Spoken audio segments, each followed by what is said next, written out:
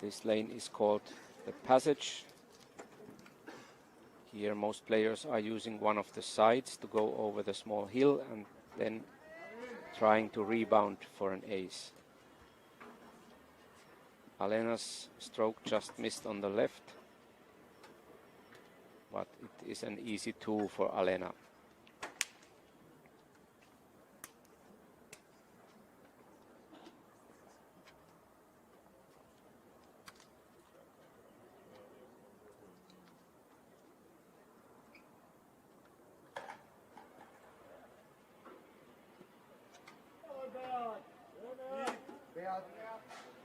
The women's leading group has proceeded to lane number 5. After 4 lanes, Stephanie Blenderman is having a 4-shot lead over Marielle Svensson from Sweden. And Marielle is 1 shot ahead of Karin Heschel on 3rd place. After that, there is a small gap to the 4th, who is at the moment Vanessa Poika from Germany. But even players on ranks 4, 5 and 6 still have good chances for medals.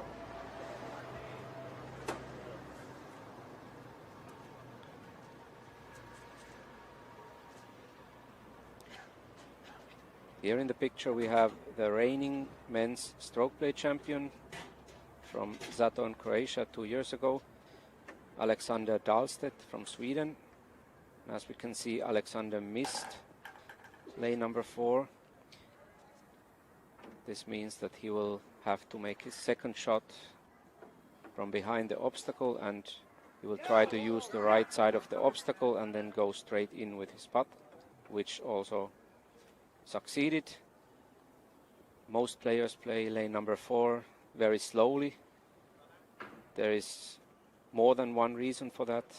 On one hand, they try to ace it directly, but on the other hand, as we just saw, if you don't pass the obstacle, you have a better position for your 2nd shot, as Alexander just showed us in practice.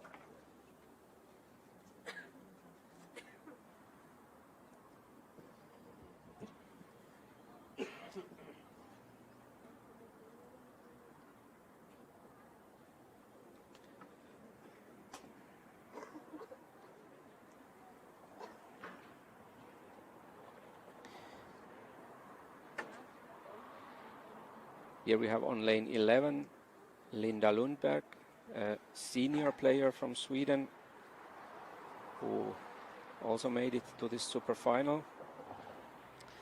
She's actually playing in the senior class, but as this is an open category world championship, also junior and senior players are entitled to play in their teams, and there is no age limit for this general class world championships.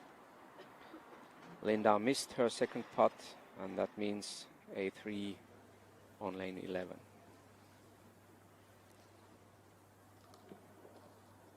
The men's 1st group has proceeded to lane number 5. It's called Gentleman.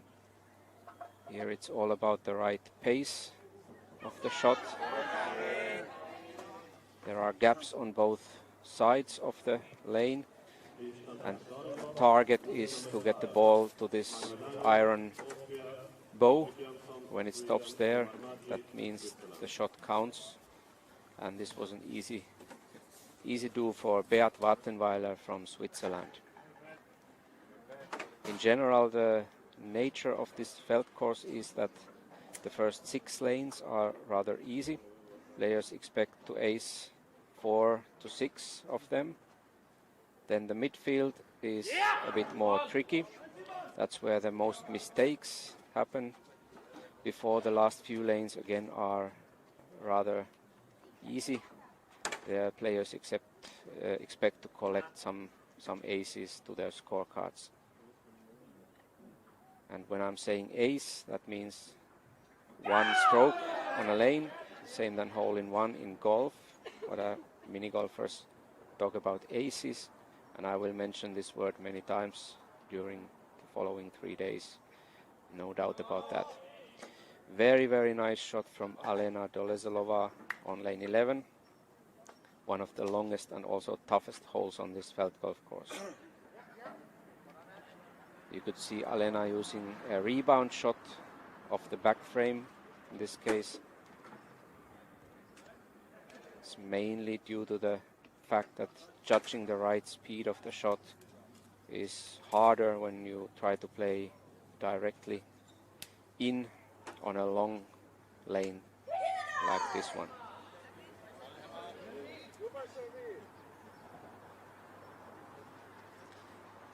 Here we have a very talented young player from Czech Republic, Monika Minažíková. She is still playing in the youth category and competed also in the Youth European Championships a couple of months ago in Latvia and won also a couple of medals there. We saw her on lane number 8, inclined hill, which is one of the toughest holes on this course.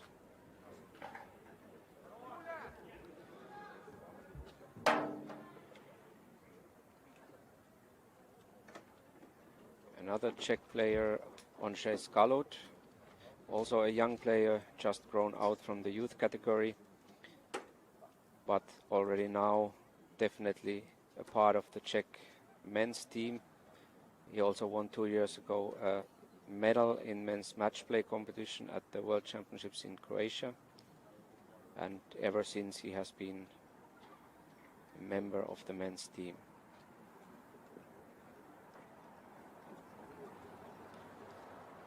We are getting more views from different lanes and from different players.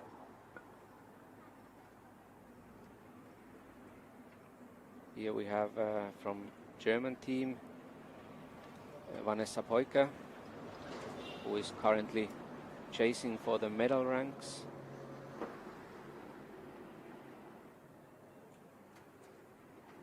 She has made a small comeback, if you can say like that, to the national teams in the last couple of years. After a few years absence from the international scene, also her junior career was very successful. The beginning of this decade, she won titles and medals at the Youth European Championships and Youth World Championships, and now she's one of the top players in the women's category. A very nice ace on the inclined hill by Vanessa. Here players are playing straight through the obstacle, then trying to hit the left side frame before rebounding off the back frame. It's a combination of line and pace you need for an ace on this one.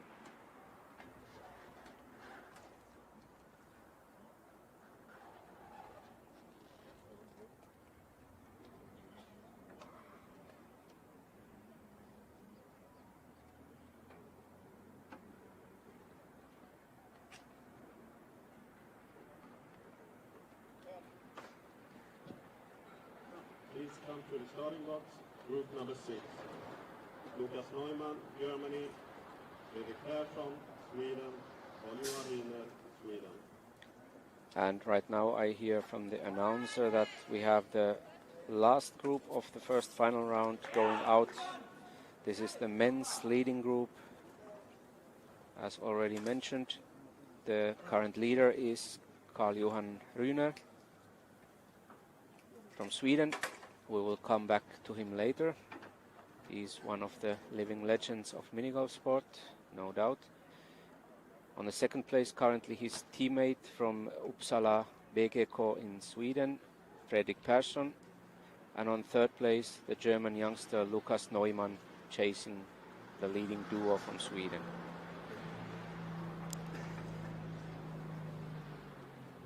I hope the camera will move to the first lane to show the leading group, but in the meantime we have Alexander Dahlstedt in small troubles on lane number 6. He has missed his first shot and is now doing his putt, which is a perfect one, so he's sinking that and will proceed to the next lane.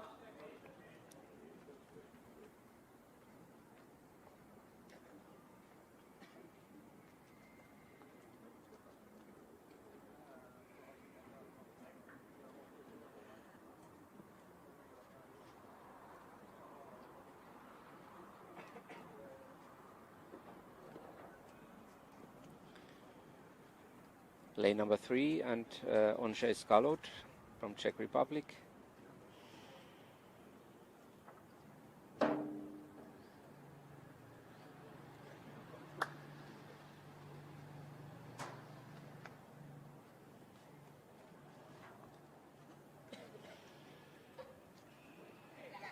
When I earlier mentioned that the first 6 lanes are rather easy, this one is definitely the trickiest one of those 6. Was a narrow miss on the left for Ondřej.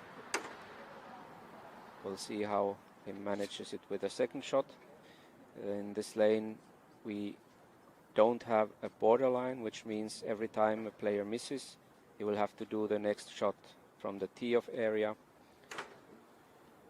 On some lanes, mostly on the flat lanes, we have a so-called borderline. That means when the ball has passed the borderline, the player is allowed to continue the play from that position. But here, no problem for Ondřej with his second shot.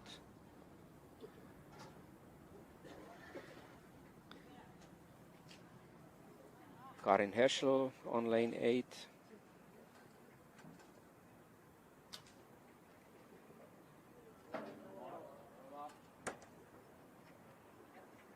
Close, but not quite enough. When the ball is rebounding too much to the right, that usually means the shot was either too hard or it was too much to the left, meaning it touches the left frame a bit too early and the back frame too far on the right, thus returning to the right of the hole. We have seen a couple of aces already on that one. It's pretty hard to see the difference in the camera or in the picture, but I will try to explain the details of the shots as far as possible so that the less experienced mini-golf viewers also can understand why some players make the aces and some don't. Here we see the experienced Austrian player Manfred Lindmeier on lane 4. Slow shot like all other players play, and the perfect ace by Manfred.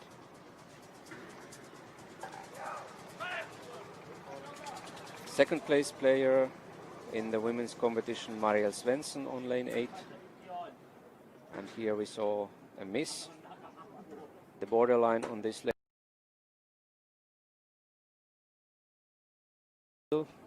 where the gate is positioned, that means Marielle's second shot will be played from the tee-off area.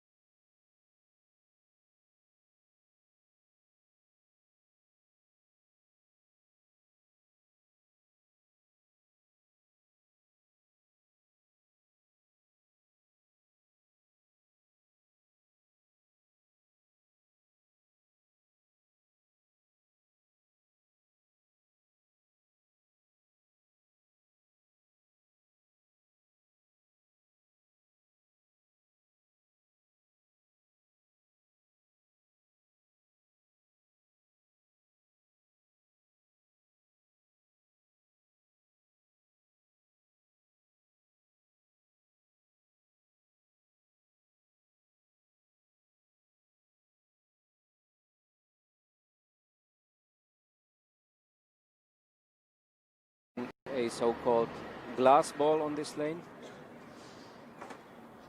As the name says, the ball is made of glass, and it's heavier than the usual rubber balls. With the weight, players surely try to eliminate the effect of the wind. And on the other hand, as the ball is very heavy, it's also rolling, and heavy and hard, it's also rolling very well on the surface.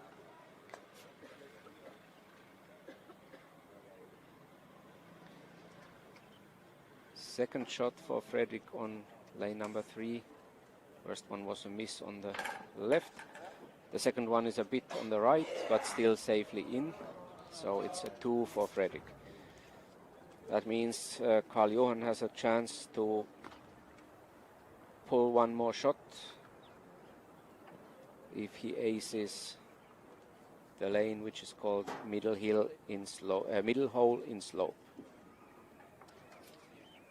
That would give Karl-Johan a 5-shot lead, which is far from safe, as we have almost 2 rounds to play, but it is still a remarkable lead. And as we are used to, when we see Karl-Johan playing a safe ace to the middle, and he increases his lead to 5 shots. Practicing here for around 10 days, the top teams and top players.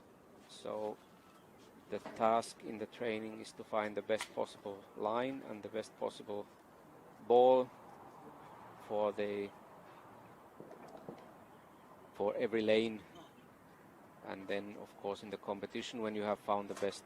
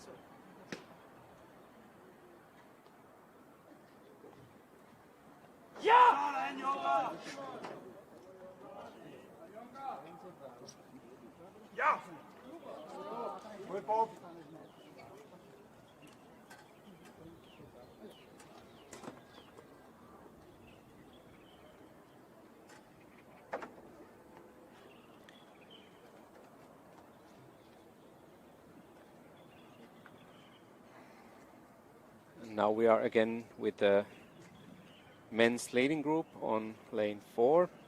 Lukas Neumann playing the slow shot and acing it as well.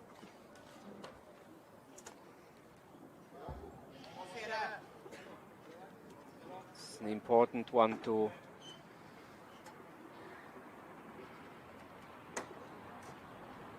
keep him within the distance of especially Fredrik Persson on the second position.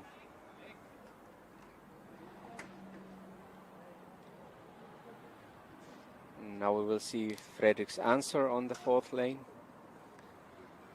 Looking good. It was a bit faster than Lukas' shot, but still safely in, as he had the line very properly.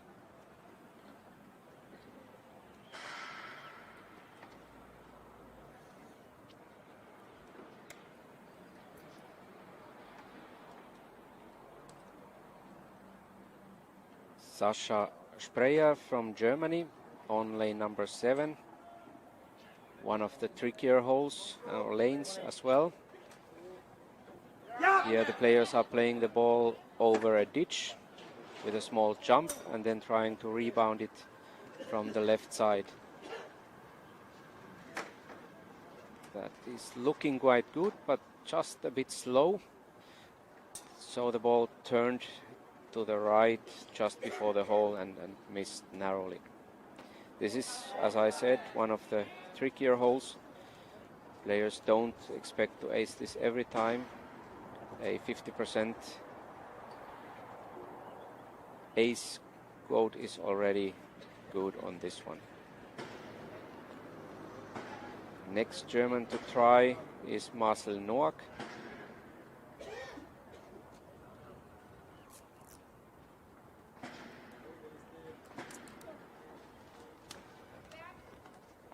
Marcel is also one of the several world champions in this tournament. He won his title 4 years ago in Lahti, Finland,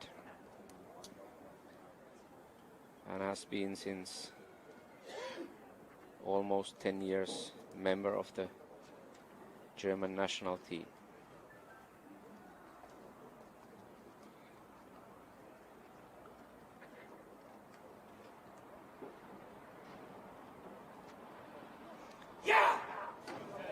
And Marcel made it better than Sasha. The shot had a bit more pace, and that means the ball didn't turn to the right just before the hole. It was a clean, sweet ace for Marcel Noack.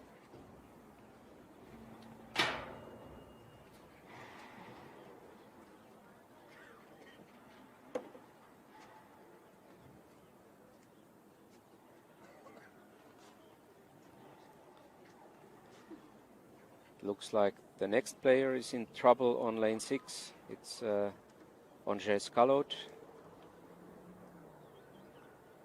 having the same position for his second shot as Alexander and Oleg before.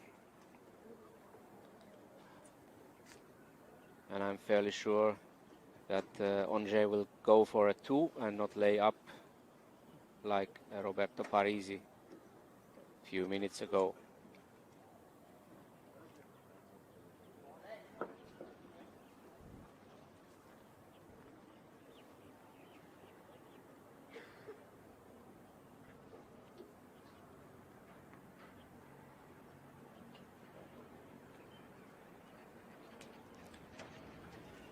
He went for it, but a miss on the left, just like in Oleg's case.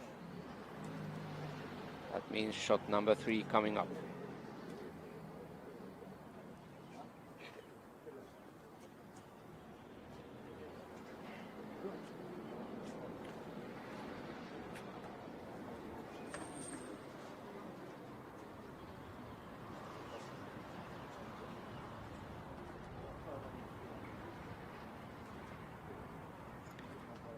Meanwhile, the leading men's group has completed lane 4. Karl Johan has a 5-shot lead over Fredrik, 152 to 157, with Lucas one more shot behind at 158. On 4th place we have Omar Maggi from Switzerland. He has 164, but he has played 1 lane more. So effectively he is 5 shots behind Lucas. It is still too early to make any conclusions, but a 5-shot lead on this level normally means already a little bit. It's not happening just like that, that you catch a 5-shot lead. But it's still possible because we have more than 1.5 rounds left. Here we see a great putt from Yasmin Ehm on the optical illusion, lane number 14. She had landed with the first shot behind a 3rd obstacle, but made a long putt for a nice 2.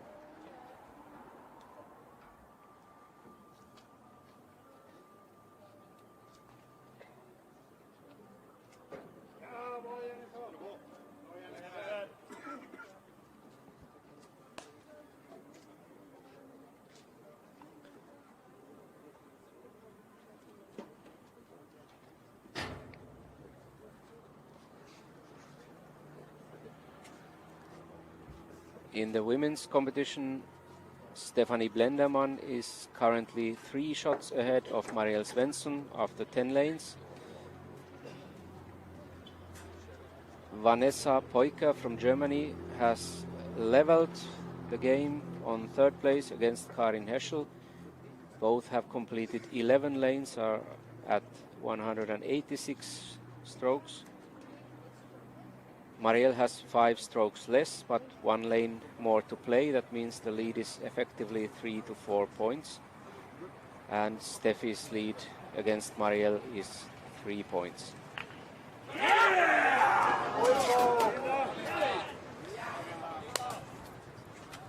And when I earlier talked about surprising players in this super final, here we have one of them, Simon Juncker from Denmark. The Danish team made a very good team competition.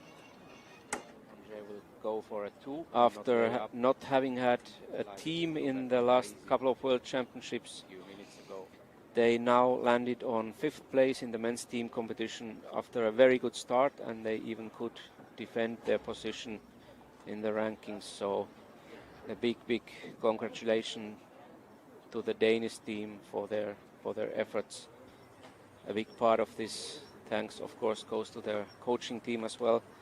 They have had here 2 German coaches and 1 Swedish coach who are having a long time friendly relationship with the Danish mini golf community, and thankfully agreed to travel to China and coach the team in these championships. And that really paid off with a 5th place for the Danish team.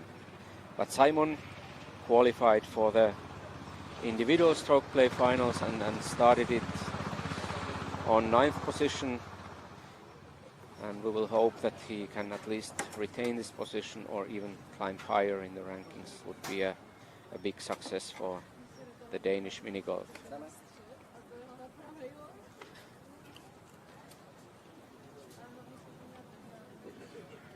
Dan Trulsson from Sweden, here with a rare miss on lane 7 with his first shot, and the second one was just about too slow, so it's a 3 and a drop shot for Dan.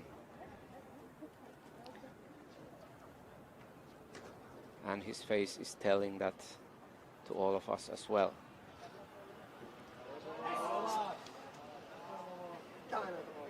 Generally on this rather easy felt golf course, players consider every miss, every dropped shot, every 3 or even a bigger number as a big loss, because that means you will have to find somewhere an extra ace to catch up with the rest of the field, as the scores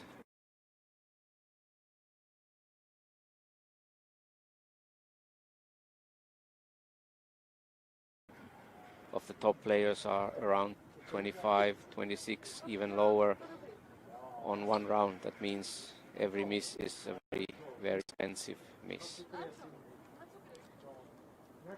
Onjay Scalot now on lane 7. All players are using the same line, coming from the left side to the back and then turning to the hole. A good line, but a bit too slow, meaning a 2 with an easy tap in for Onjay.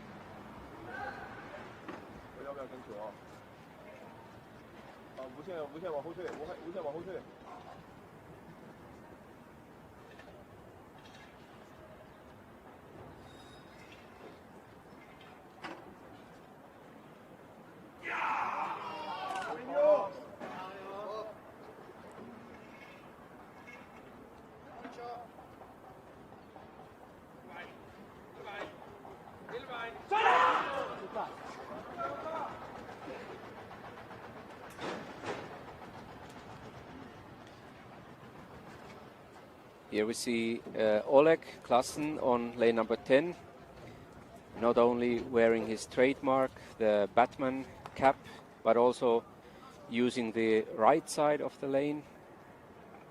Some of the players, at least in the Swedish team, I have seen them using the left side.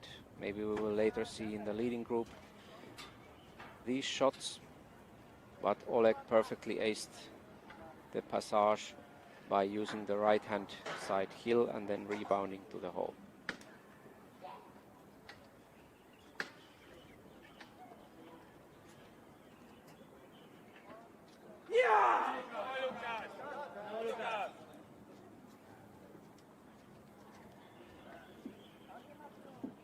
Now Dan Trulsson on lane 8 after his dropped shot on lane 7, trying to pull back.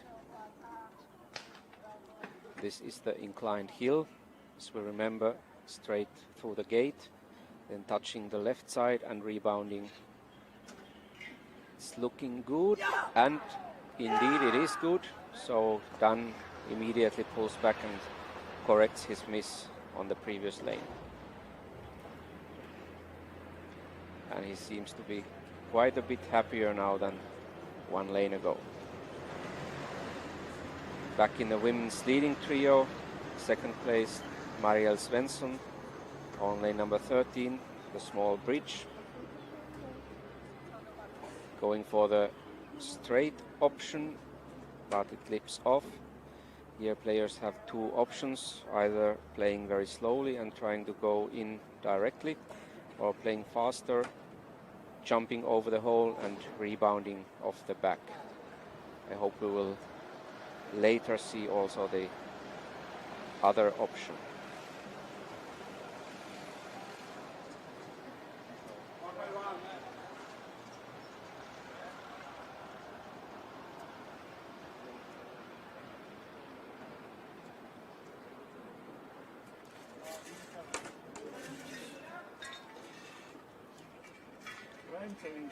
Marielle is coming from southern Sweden, and there are more famous mini golfers in her family. Her brother Philip, who is not playing in this tournament, but he is one of the best players in the world. There were rumors that he might also participate in these championships, but he decided for private reasons not to travel to China, which is a pity, because every time you see Philip Svensson playing mini golf, it's a simple pleasure for the eyes.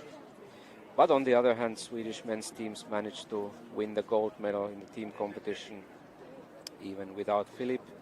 But Phil, if you are watching at home, many greetings from China, and I hope you've enjoyed the success of your teammates on the home couch.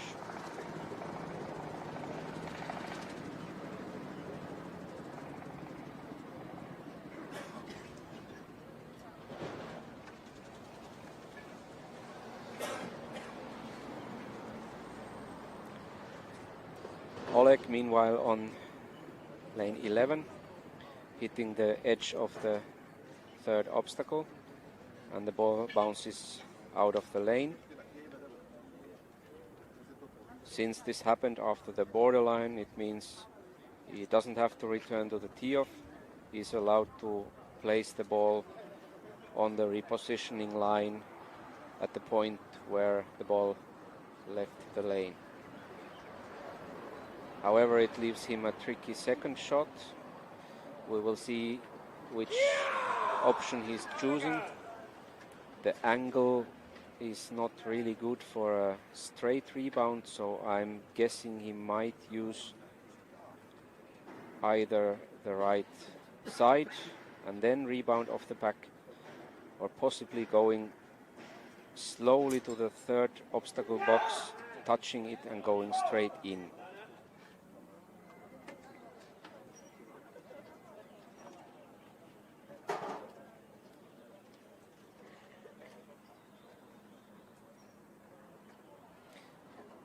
Went for the first option, but it was a little bit too far, too long touch on the right frame, or there was not enough slice in the shot. And sometimes, some cases, player uses quite a bit happier now than one lane ago. Either slice or topspin. Back in the women's leading trio, second place, to have more effect on the rebound shots. On lane number 13, the small bridge. Going for the straight option, but it clips off. Here players have two options, either playing very slowly and trying to go in directly, or playing faster, jumping over the hole and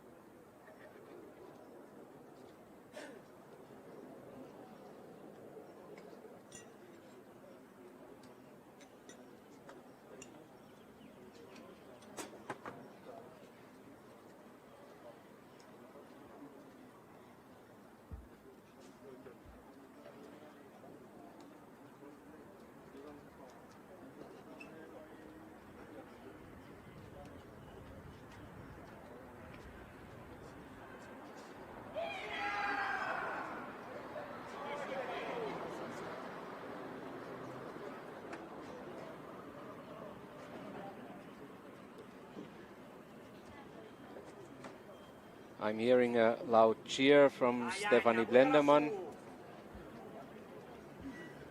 She most likely aced the lane number 14. That would mean that she is having a 6-point lead over Marielle Svensson at the moment.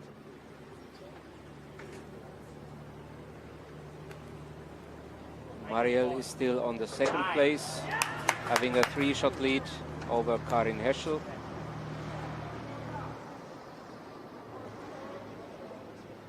Some minutes ago we had Vanessa Peuker from Germany chasing Karin, but she has had a tough midfield with 2 dropped shots and no aces. That means we have currently Anna Bandera from Italy on the 4th position and chasing Karin for the bronze medal.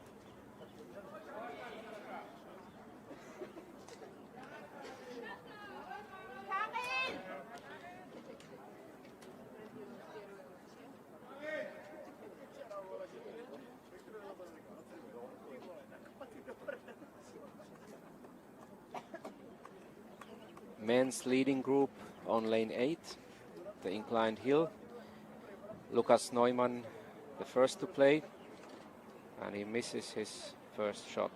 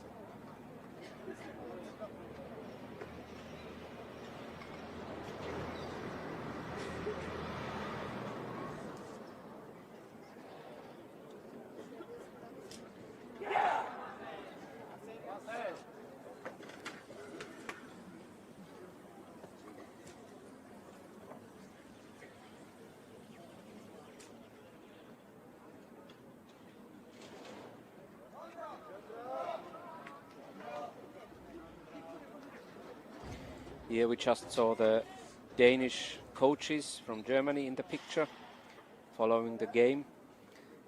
They are later on coaching the second final round on the concrete course, and now at the moment they are just enjoying Simon Junker's success, while the Swedish coach colleague is taking care of the felt golf course.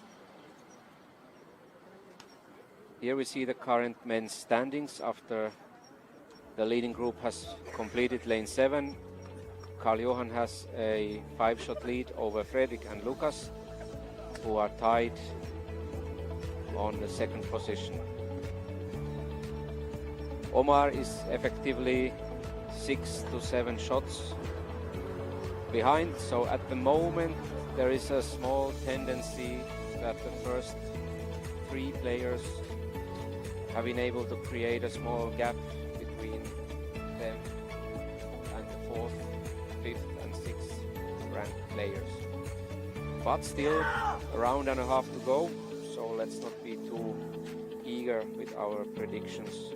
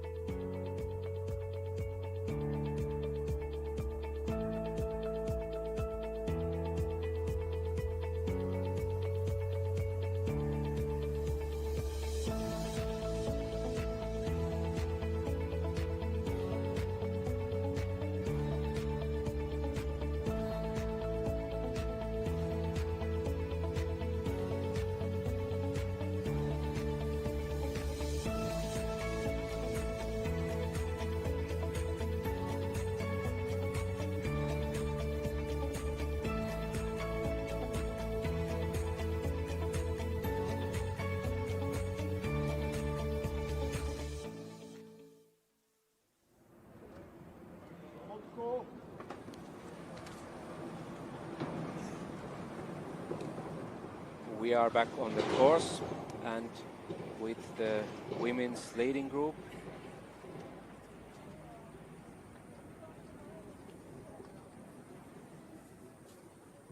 Karin Heschel from Austria in the picture.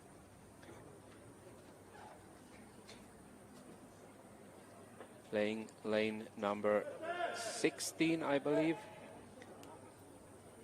That is the angle, as we can now see.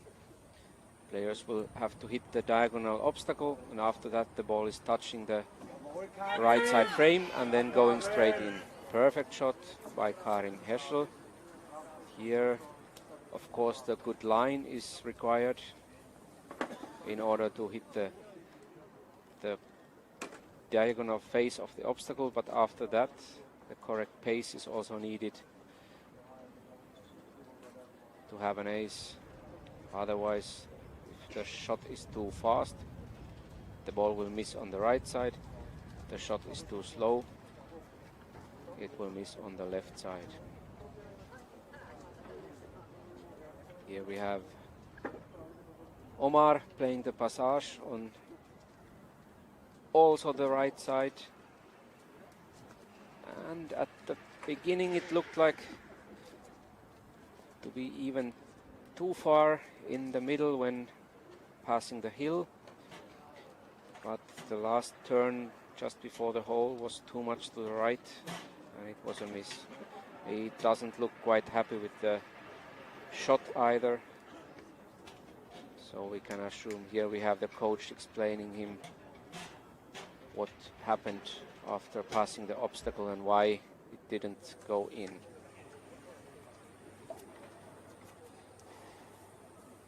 After Karin, it's Marielle's turn on the angle.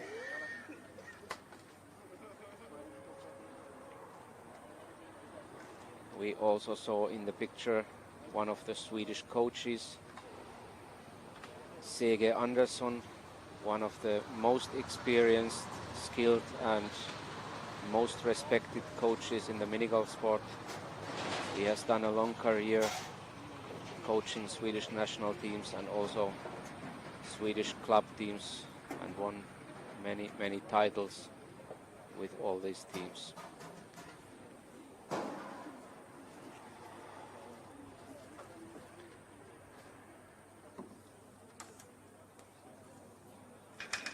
Not a really good shot from Marielle, missing on the left side. She hit the obstacle already a bit too far to the left, causing the ball to touch the right frame a bit too early and rebounding too much and missing the hole on the left side. Here we have different type of angle, the so-called prolonged angle or T angle. Fredrik Persson playing it for us. The difference is only if you miss, the ball will land in the back. Basically from the tee-off area, the shot is very similar to the other angle shot. It's a miss from Fredrik, and he just checks the putting maps to be sure that there is no turn, no inclination in his putt, and he can make a safe two. Third player of the leading group on lane 16, Steffi Blenderman. Hits the angle pretty far on the right, but no problem. The pace is perfect, and that's an ace for Steffi. She's further increasing her lead as the Felt Golf round is going towards the end in women's category. When the women have completed round 7 on the Felt Golf, they will be regrouped so that we have again the leading 3 players in same group when they enter the last round on the concrete course. This allows us to have a better overview on the course, and possibly the leading players will reach lane 18 in the last group, and the last shot of the tournament is made by the future world champion.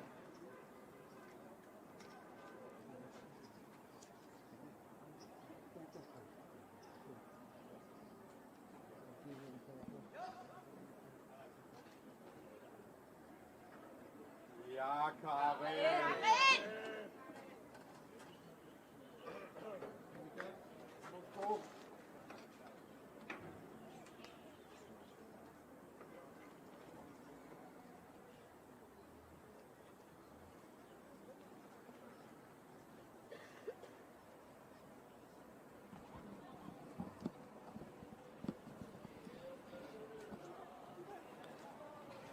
Here we saw just Karl Johan playing the prolonged angle and also missing it.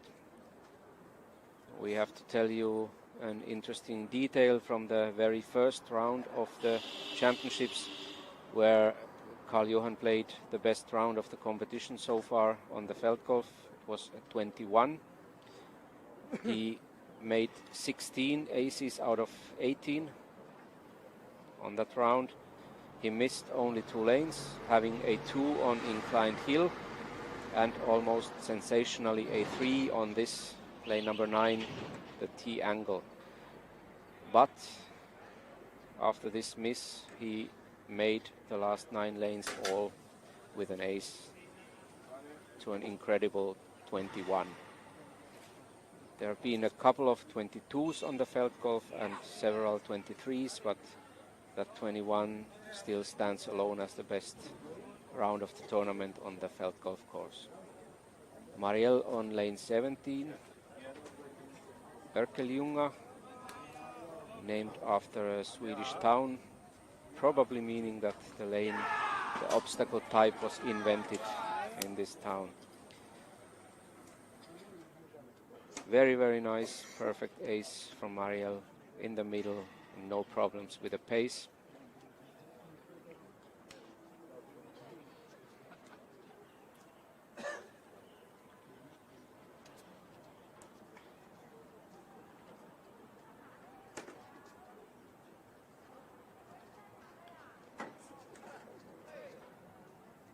men's leading group, meanwhile, on lane 10 passage.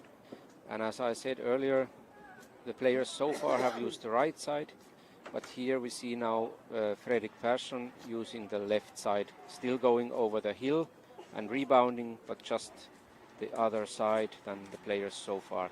He's using a rather bouncy ball, meaning he has a straight line off the back, and indeed the tactics paid off and he made a clean ace. Next up is Karl-Johan. We will see if he's using the same line, but I think he is, as these two friends very, very often play common lines as they have used to doing it in their club teams. We look back at Kalle on lane number 8,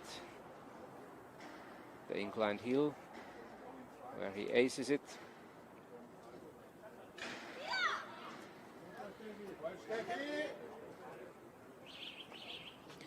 And obviously we were not going to see Karl-Johan in action on lane 10, but we will keep you updated as soon as we have the scores in here.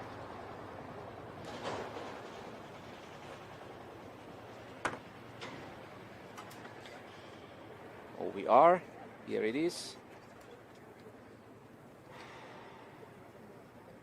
A little bit too close to the hole on the way to the back and rebounding too far to the right. That means no ace for Karl-Johan. And his shot, his lead is currently 4 shots over Fredrik. And Fredrik has 3 shots advantage over Lucas.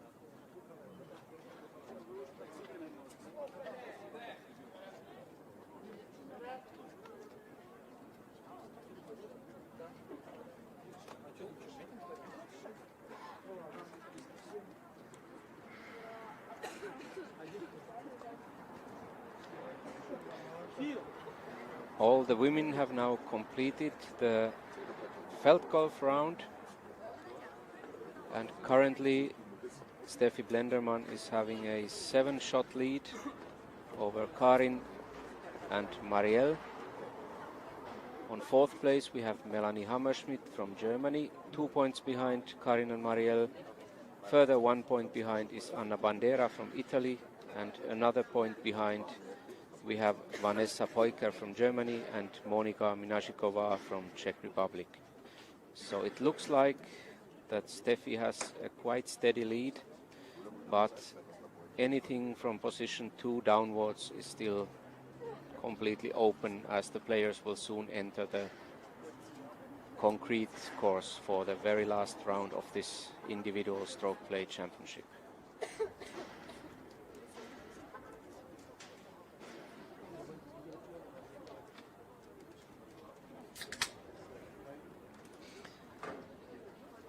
Here we have on lane 18 of the Feldgolf Robert Westenthaler from Austria, one of the more experienced players in this field of finalists.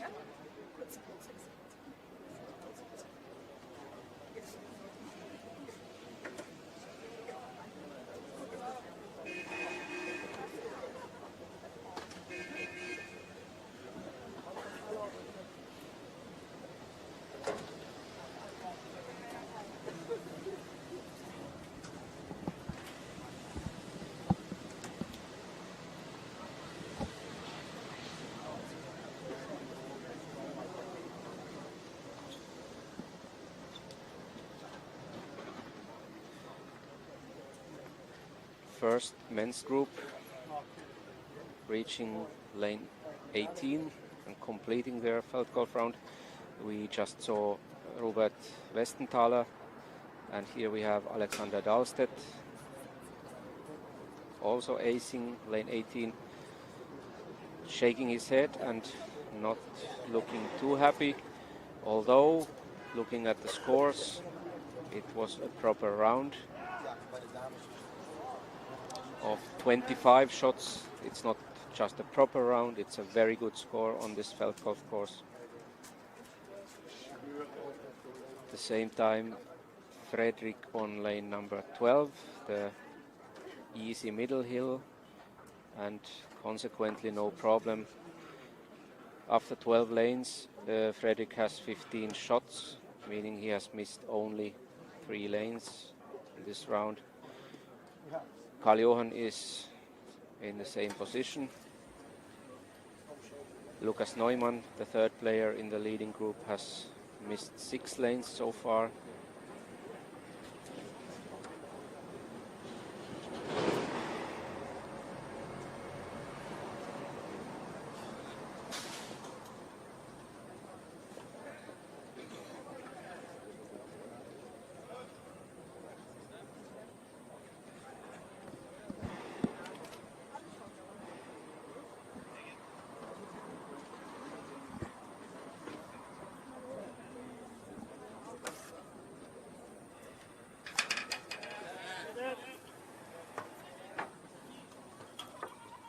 Here one more Swedish player.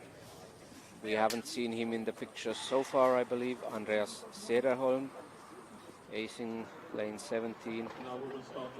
And now there we have Omar playing lane 13, the bridge, and as you can see by his celebrations, he aces it also with a slow shot line going straight in. Omar is still within a shout of the bronze medal at least, so he for sure will be giving his best, and there are no bad players on this level, but you might want to say that Omar and all the Swiss players feel a little bit more at home on the concrete course than they do on the Feldgolf, so we may expect some good moves from the Swiss players when they enter the concrete course. Third player of the group, Roberto Parisi, also acing lane 17, but as his gestures are telling, he's not happy with the round. We saw his problems on lane 6, German ledge, and obviously such a big number on one lane simply cannot be completely corrected, even though the rest of the round was proper mini golf by Roberto.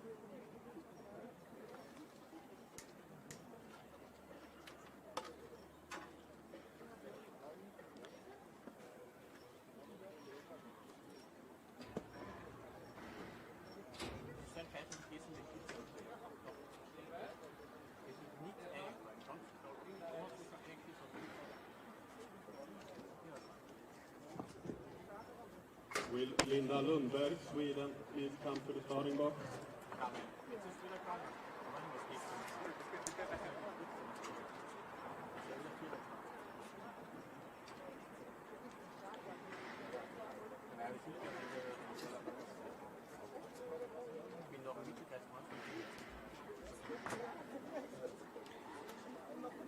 While the cameras are still on the Feld golf course, we have here Dan Trulsson in the picture. The first women's group is already entering the concrete course. In the first group we have Julia Koritina from Russia, Linda Lundberg from Sweden, and Jasmin Ehm from Germany.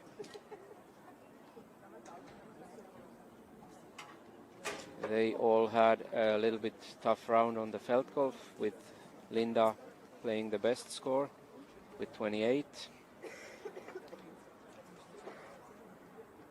The best Feld golf round of all women was played by Jennifer Göransson, the 4-time Youth European Championship gold medalist from this year's tournament in Latvia. She played 25. The next best were Stephanie Blenderman, who is leading, and Anna Bandera with 27. And then we had a couple of 28s and a couple of 29s, but also several rounds of 30.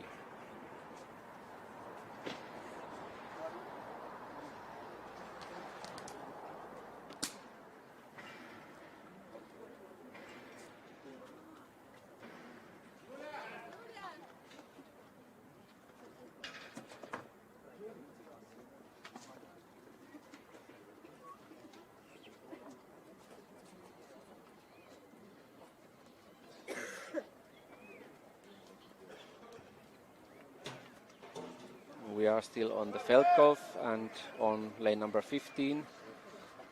Ondřej Skalod from Czech Republic. The lane is called Mailbox. Players are using here very low bounce balls and trying to go straight in, as the ball is coming very slowly out of the obstacle.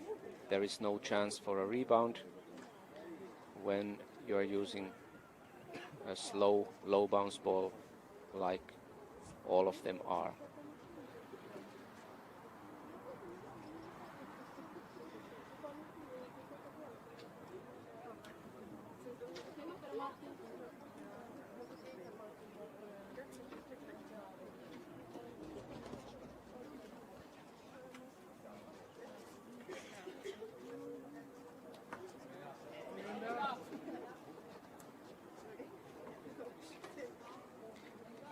Men's leading group on lane 13, bridge.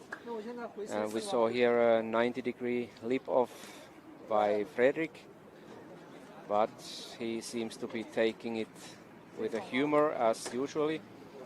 He's definitely one of the best players in the world and a reigning world match play champion, but at the same time you will almost never see Fredrik having a bad mood on the course. He's one of the greatest showmen of the mini golf family.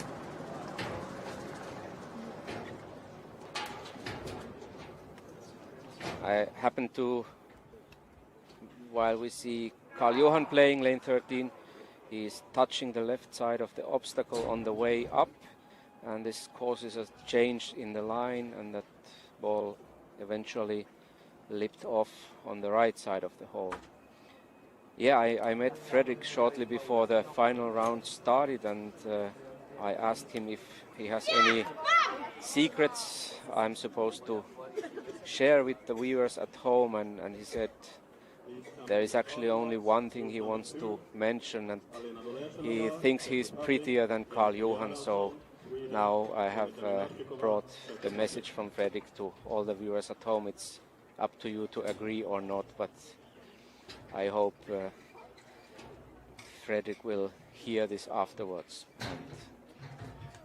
And now it's time to focus on the mini golf side again, as we have seen both of these top 2 players missing lane 13.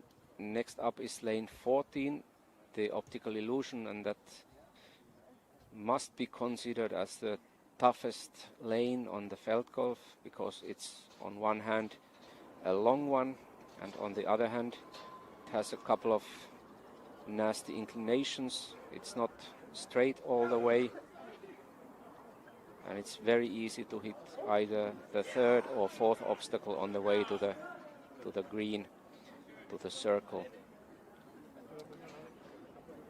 Cameras back on lane 18. We have Sascha Streyer from Germany finishing his round before taking a short break, and after regrouping, starting the last round of this stroke play competition. It's a narrow ace for Sascha, almost touching the right edge of the obstacle, but in it goes, and he can take a deep breath and concentrate on the last 18 lanes. Same lane, next up Marcel Noack, Germany.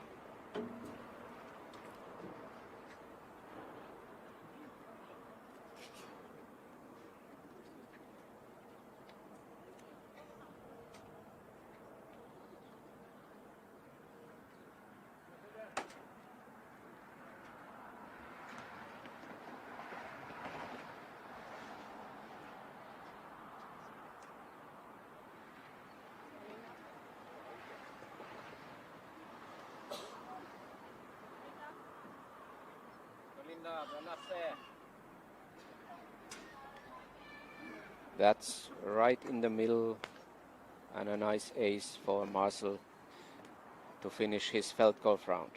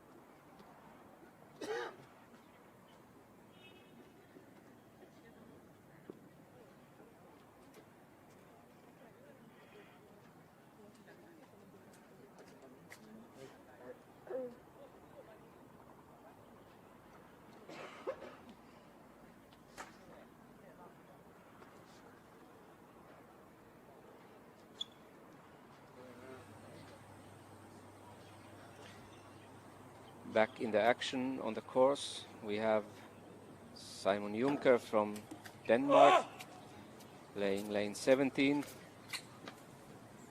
Not quite sure if this was his first shot, judging by the sounds and gestures. He doesn't seem to be completely happy, but at least he made this one.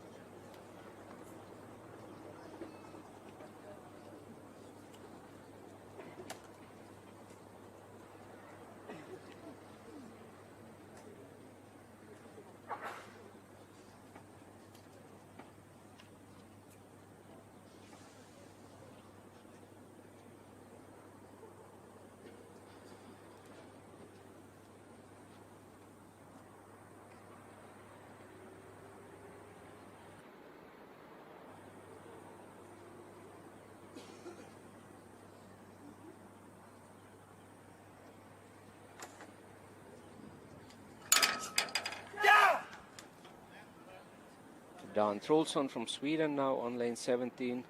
And now we have already the first pictures from the concrete course.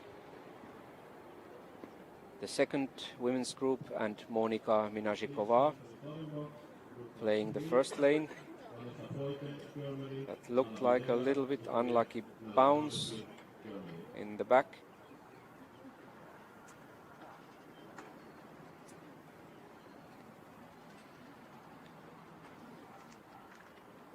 The first lane on the concrete course is basically a very simple lane. There is no obstacle. It's just a plain empty lane, which on one hand gives players many possibilities, many lines to play, but on the other hand there is no fixed point on the lane you can aim at, or no help you can use on the way to the hole. This is one of the trickier lanes. You have to have a very precise shot. Here we have a nice overview on the concrete course. As I mentioned at the beginning of the broadcast, as the name says, the surface is concrete. It has been painted. The main difference to the felt golf is that the surface is harder. That means the ball is moving faster. And in general, the shots players are playing are slower, and often the players use bouncier balls than on the felt golf course. Here we go to the lane 2. Alena Doleželová using the right side, playing off the right frame to the right brick, and then rebounding one more time from the right side frame, we will see soon. And then the ball is slowly going towards the hole if everything goes well.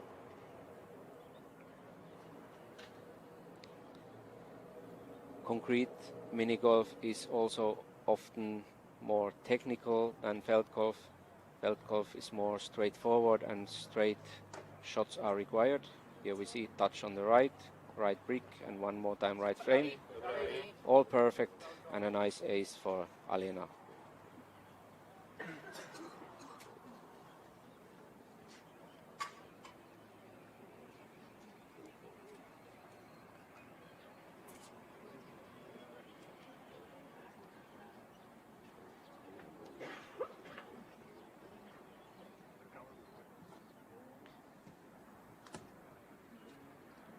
Here we have on the second lane Jennifer Göransson, the player with the best felt golf round in this super final among the women players.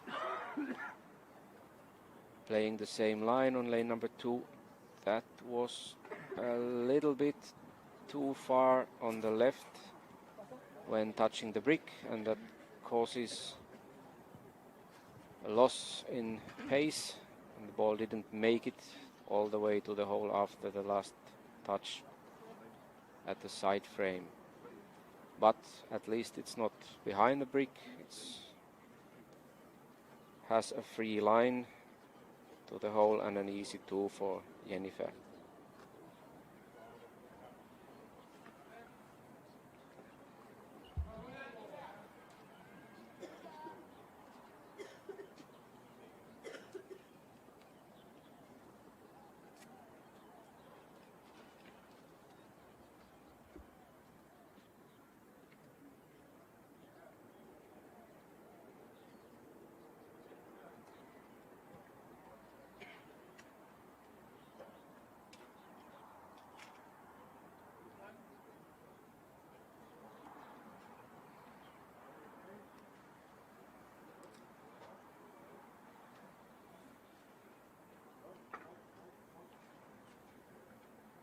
Next youth player on the second lane of the concrete course, Monika Minazhikova.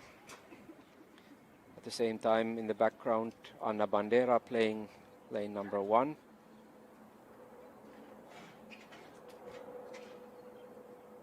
Just like Jennifer, Monika also misses the brick. Her shot was a little bit too far at the first frame, and she didn't hit the correct brick at all, but also her ball is lying pretty well, and she should have an easy putt for a 2. So no big damage done for Monica.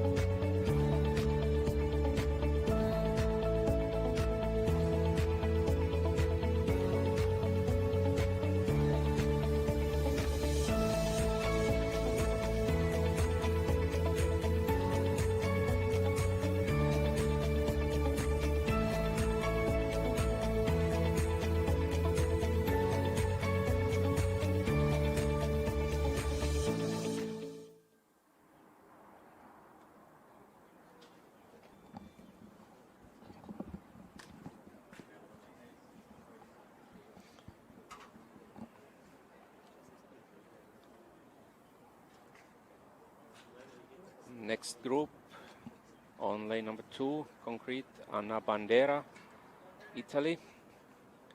Also using the same line as all the players so far. Right side, right brick, and one more bounce off the frame. She's telling the ball to roll faster, assuming the shot would too slow. There is a small chance from that angle that the ball might go in, but no. Just stops right next to the hole, and we have seen this face very often from Anna when she's not completely happy with the shot. It was not a bad one, but not quite good enough.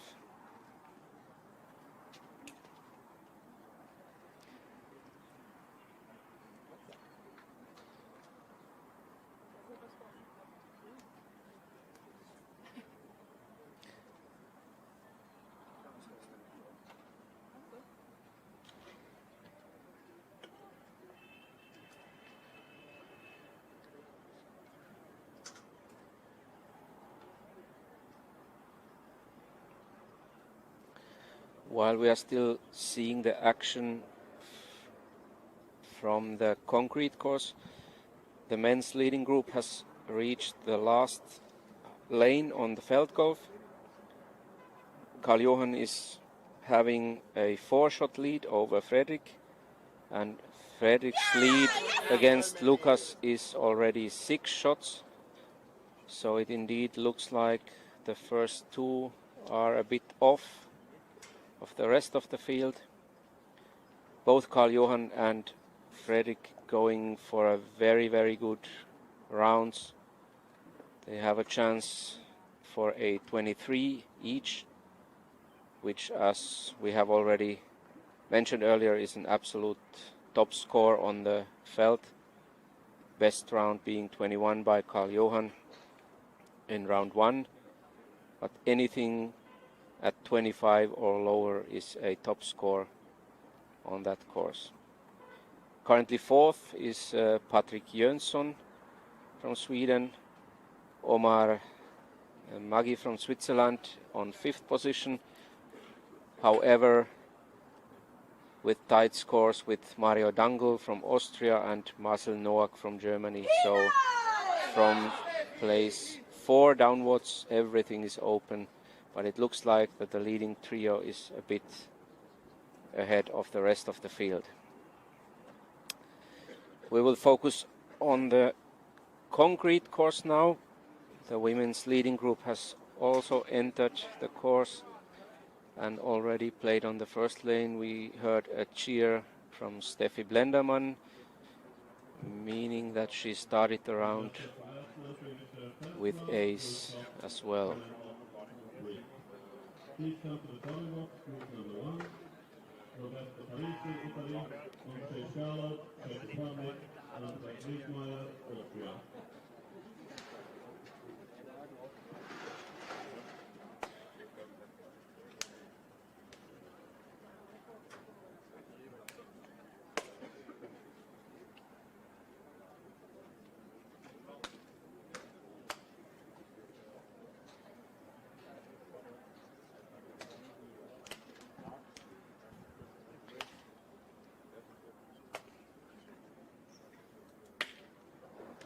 Shortly back to the Feld golf course and the last shot of this final on Feld golf, an ace by Karl-Johan Rühner on lane 18, means that also now the men's groups will be regrouped according to the current standings, and the last group will be the best 3 players.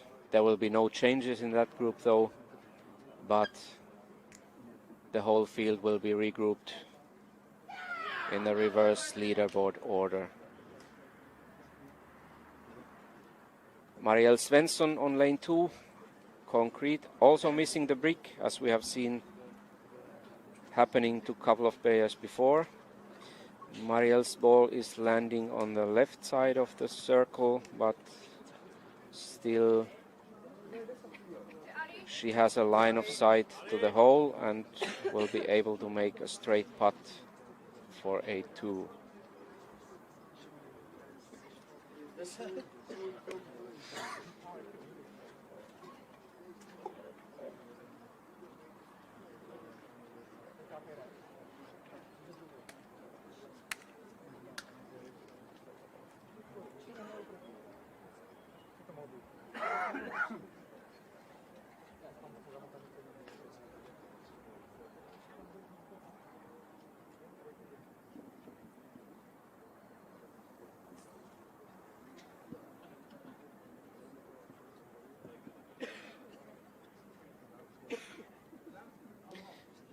And indeed, Marielle makes the putt and scores a 2 on this lane.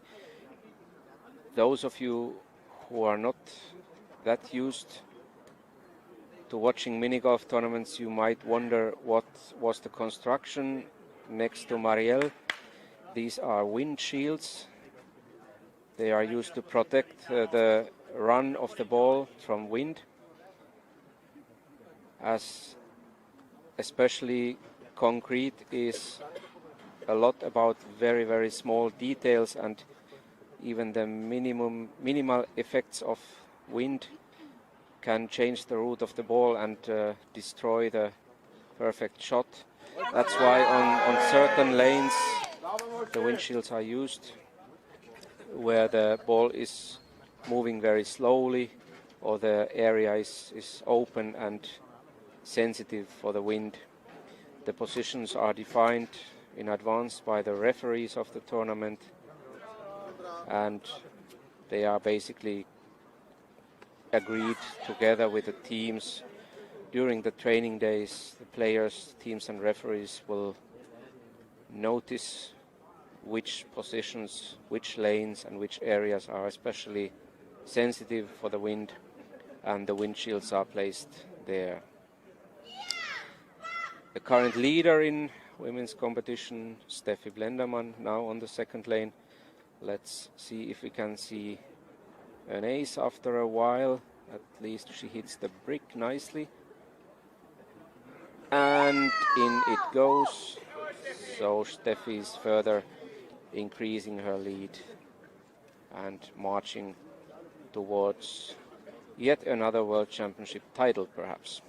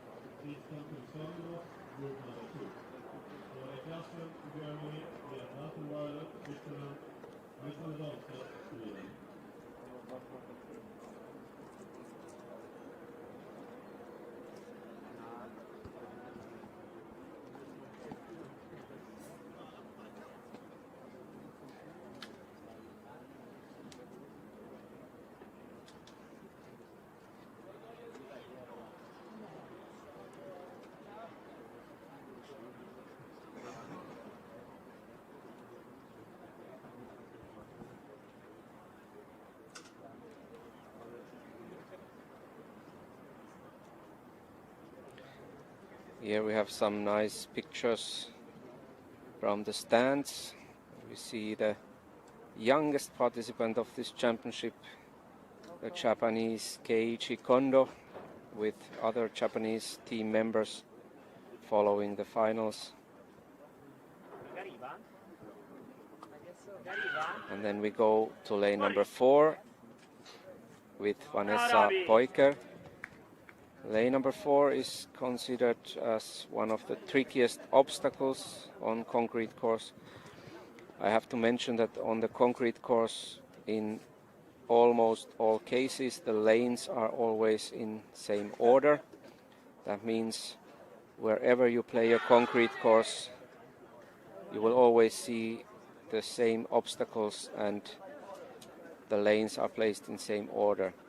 Of course, there are still differences in inclinations and details, so it's fairly possible that you play different lines, but the lanes look more or less the same everywhere, and they always are in the same order.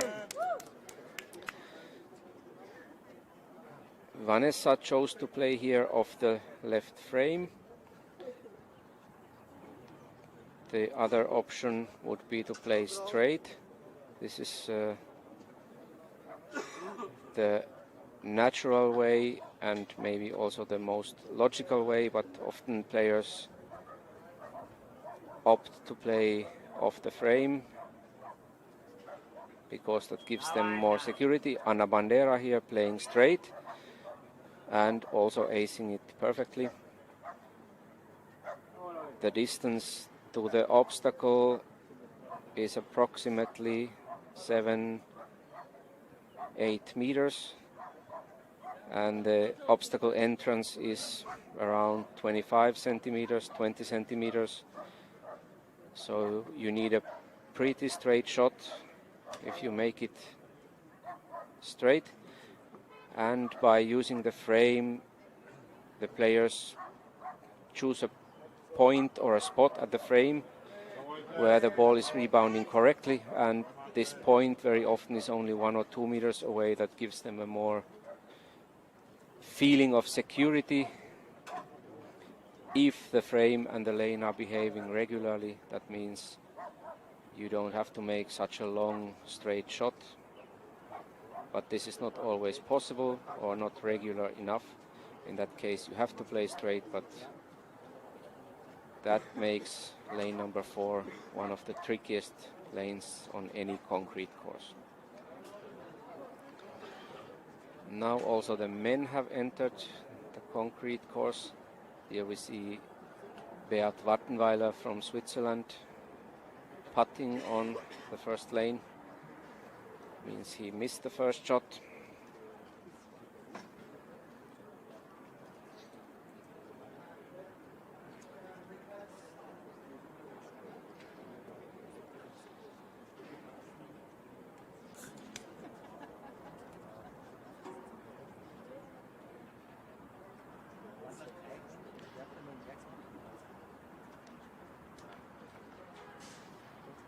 Here we see the Russian player Yulia Korytsina on lane 8, and as you can see, the circle of lane 8 is different from all the others. The hole is on top of a small volcano, which makes the putts and also the first shot more difficult. In general, you have no option to rebound, so the ball will have to go straight in from the tee off, and even the putts are more difficult because a small mistake in the line will cause the ball to turn left or right much more than on the flat circle. But no problem for Yulia, who is one of the top Russian female mini golf players. The Russian female team did very well in the team competition, reaching the 4th place, just ahead of Team Austria. And when I talked after the team competition to the head of the Russian team, he was very satisfied and proud of the success the girls had. And at home in Russia, the coaching team and the national team squads are working very consequently, and the youth work in Russia is excellent, and we have also seen nice success in youth categories in the last couple of years for Team Russia. Here we are on lane 5, which is a right turning curve.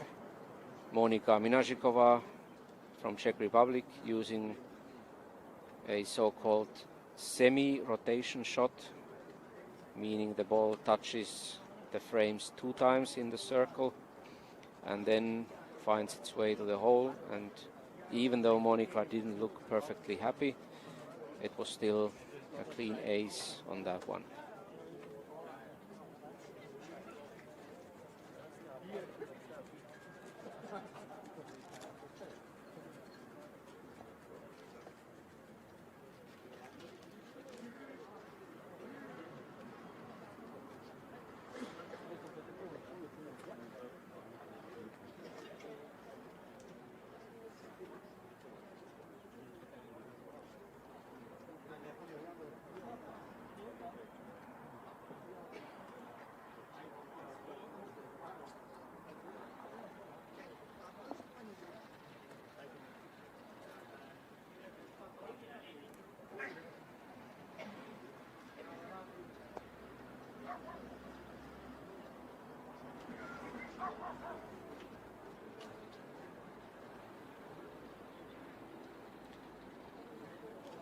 Here we see again the aerial view of the concrete course, now back in action with Alena Dolezelova on lane number 6. That is, together with lane number 8, clearly the toughest hole, where we have seen least aces in the whole competition. That is caused by the fact that there is no very clear line, or the margins to play the correct line are very small. That is the difference between an easy lane and a more difficult lane. The more difficult lanes have less tolerance in the perfect line, while the easier lanes have a bigger tolerance in the line players are trying to find and play.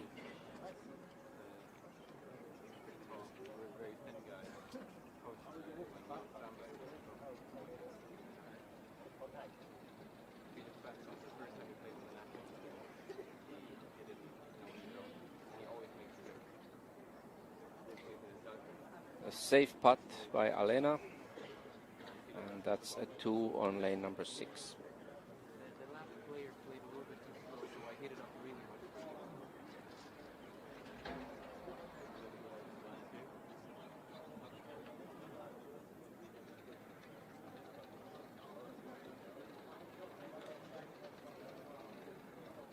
Vanessa Poiker hasn't made her first shot on lane number 5, and that's a 2 there. Here we see Jennifer going for the ace on the tricky number 6, but it was too wide and didn't cut enough in the back frame. Here the idea is that the players are using the right side in the uphill, then passing the hole on the left side for a rebound. We are back on hole number 5, and the semi-rotation shot. Perfect example, perfect execution by Anna Bandera.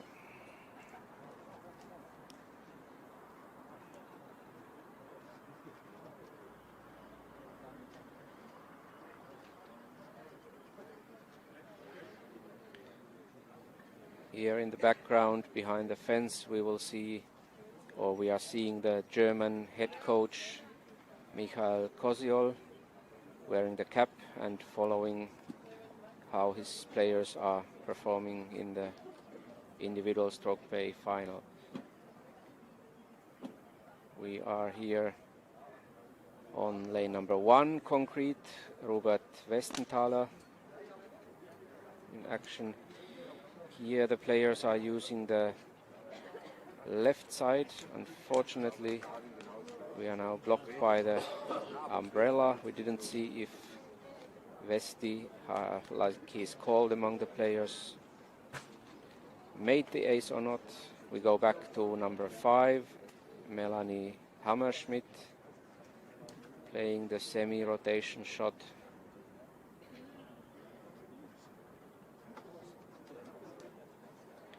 Passing the stone pretty close, then left side, and now a double rebound in the circle. A little bit wide. That's a miss. Maybe there is a second chance. And it is indeed from the 3rd frame. This is something that teams are looking for in the practice.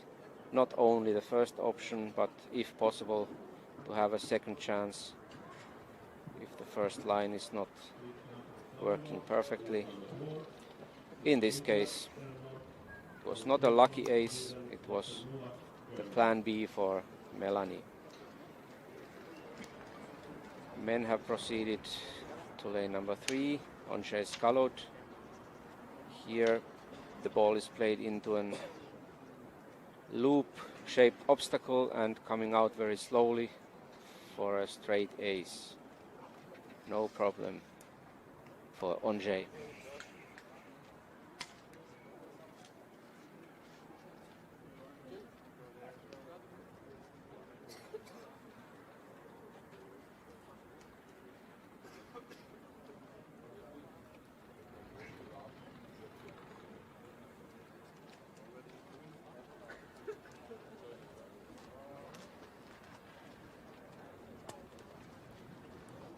So let's talk a little bit about the championships here in general. This is the first time that mini golf world championships are played outside Europe. This is the 16th world championship, including the first World Games 1989. After that, there have been 14 regular world championships, and this is the 16th time and the first time the event goes outside Europe. It's a big step for the development of mini golf outside Europe, and especially in China and Asia. So far the Asian players have always traveled to Europe for the championships, but now as the mini golf family is expanding worldwide, also new continents and countries will be organizing the international championships more often in the future. The World Mini Golf Sport Federation is currently having 63 member nations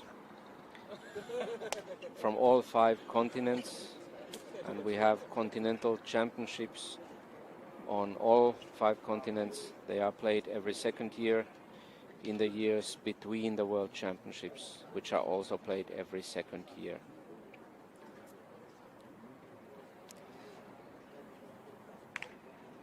We will go back to the general facts later on. Here we have Julia Koritsina playing lane number 10 already. So she has only half a round left of this international, of this individual stroke play championship. Here the route to the hole leads over 3 hills towards the hole. Julia's shot, however, was a little bit too slow, or there is also another possibility, which is the ball temperature being too low, in general from 30, 40 up to 80 grams. Then the balls have different surfaces. Some of them are lacquered and some of them are unlacquered, just having a plain rubber surface. And there are numerous different combinations of these properties, and for different kinds of lanes the players and teams are looking for the right kind of ball together with the right kind of line when practicing for a tournament.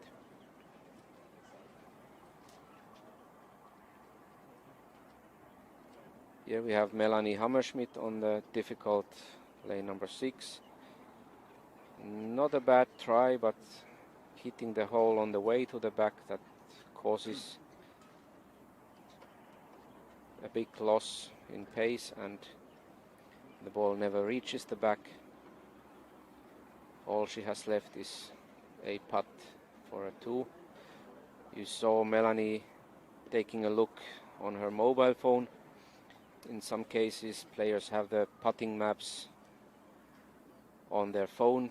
In some cases they are using the classical paper maps. It's a matter of personal preference, whatever goes faster and feels more comfortable.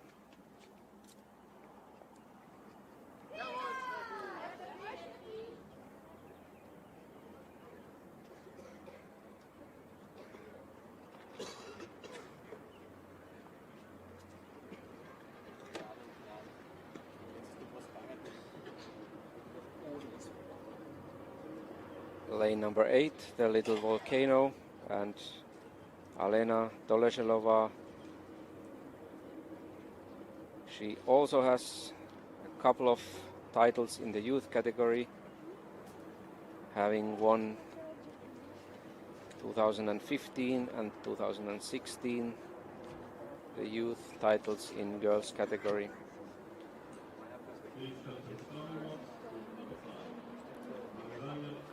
Was a pretty good try on the volcano, but missing on the left side, and now there is the careful putt left for a 2.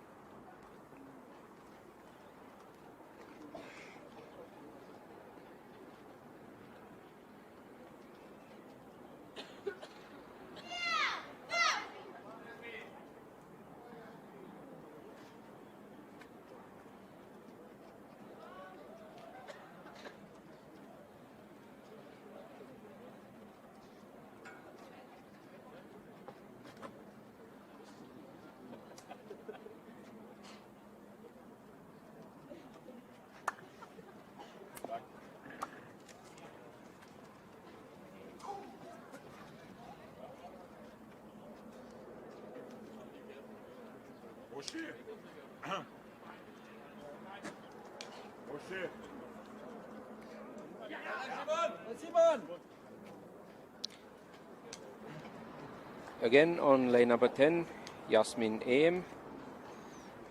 As I mentioned, the lane has 3 hills as an obstacle. Players are going straight over them, not using any of the side frames for a rebound on the right side, and this was a perfect example of an ace here by Yasmin. Usually players are using either the left or the right frame on the way to the circle, but this specific lane in Zhoushuang is played straight, as the tolerance for the rebound seems to be biggest with that line. Jennifer also putting for a 2 on lane 8.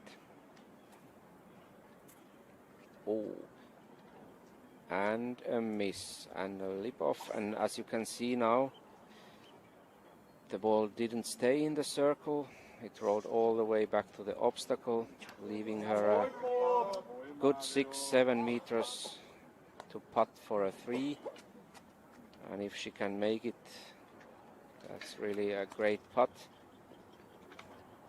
Players normally after that kind of miss don't expect to make this long putt, but of course also this position has been mapped and practiced in the training, so the chances for a 3 are still there. Getting some advice from coach Lars Kvel, a very decent player himself as well, coming from Norway but coaching Swedish team already since many years, and actually until last year he was also the head coach of the Swedish team.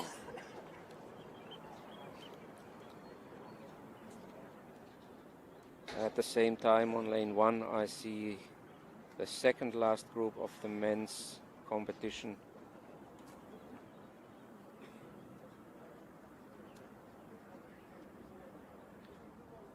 When we see Jennifer doing that putt, missing on the right side.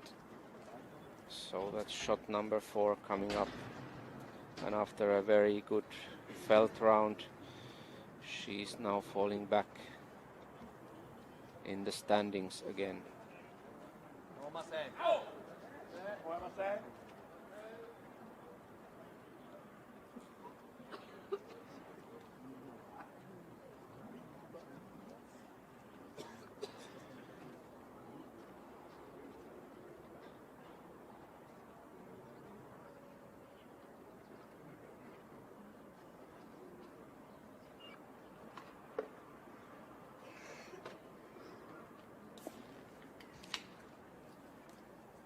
And she makes it with a 4th shot.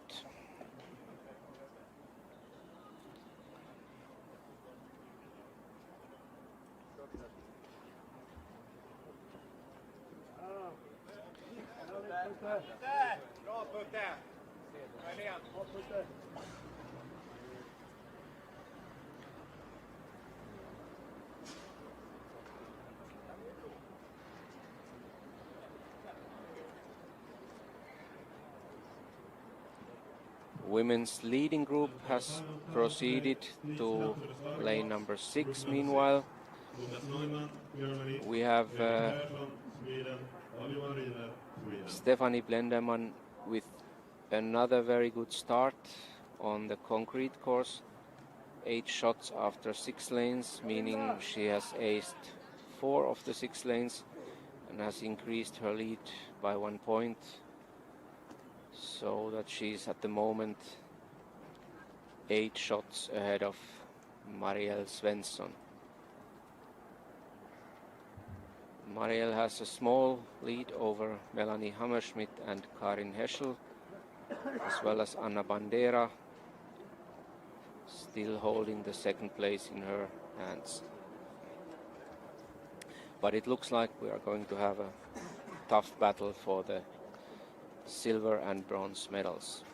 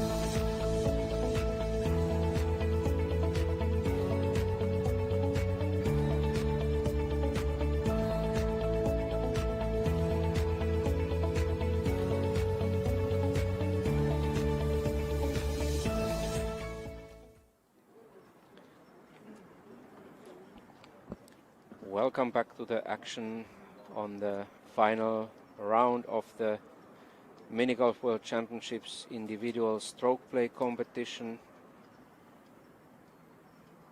We are in the middle of the round number 8, played on the concrete course here in Zhoushuang. Monika Minashikova from Czech Republic playing lane number 9. It a little bit too slow or had a bad entry to the obstacle. The ball didn't come out fast enough and it was stopping before the hole and turning to the left.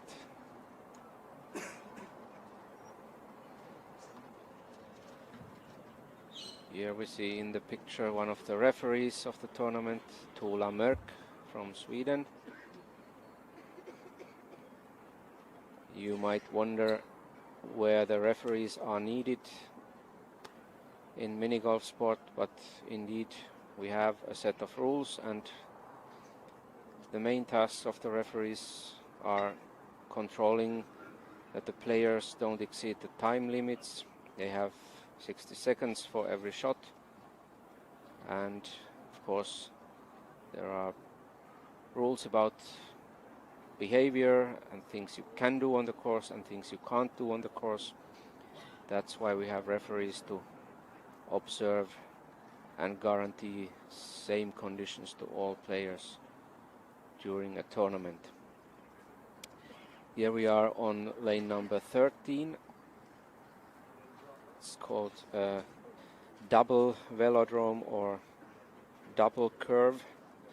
Linda Lundberg from Sweden playing another very bouncy ball here, going for a rotation, but she passed the hole on the way to the back a bit too close to the hole, and the ball didn't have at the end the right line. No ace and a putt for 2 left for Linda.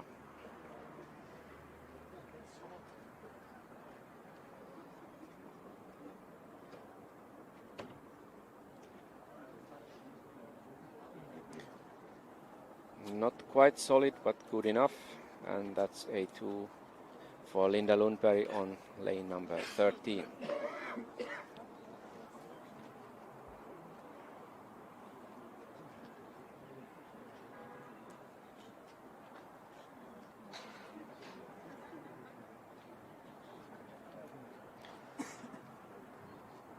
Same lane, lane 13 again, Jasmin M from Germany. Also playing a fast bouncy ball, same line than Linda. Let's see if this is better. It's also very close to the hole on the way back, and it looks to be just like Linda's shot if it's not taking a good line at the last moment. No, it isn't.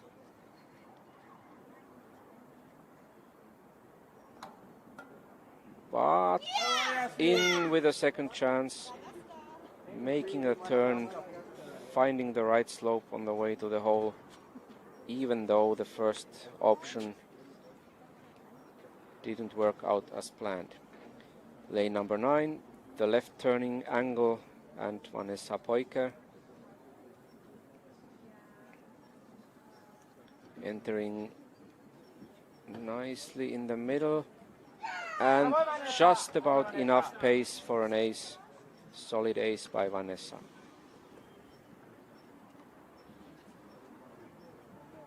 Here you can see the scoreboards for each of the top groups, showing the current total points for that group, so that even the spectators at the course can see who is currently leading.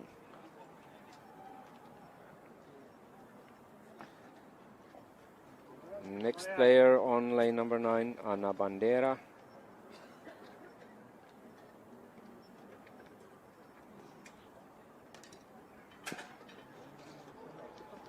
Here all players are using the same line, choosing a low bounce ball, almost as we call them a dead ball, and then trying to go straight in. Anna enters the obstacle very far on the left, and that causes the ball losing a lot of pace in the obstacle, and as you can see, it never reached the hole. Left her a short putt for a 2. Not happy with that one for a reason. Melanie Hammerschmidt, next one to try.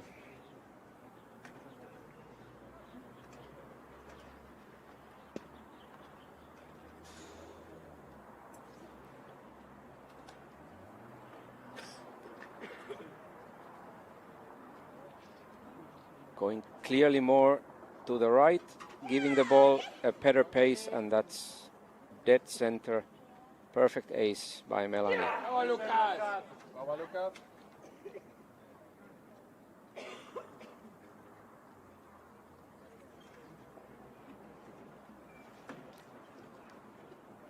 Linda Lundberg and her group have proceeded to lane number 14.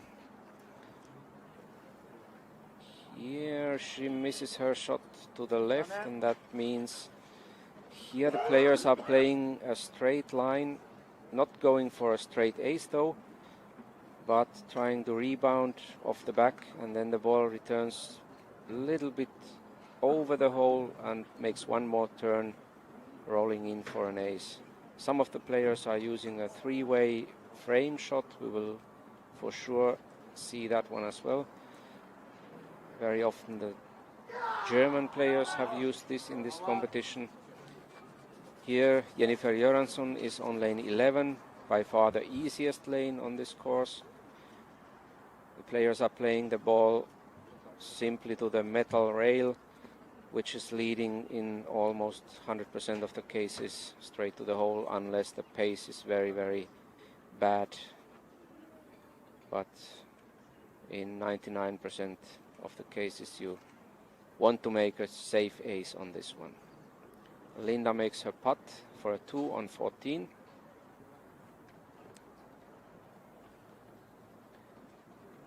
Back to lane number 10, and Vanessa playing also the straight line as almost all of the players do here.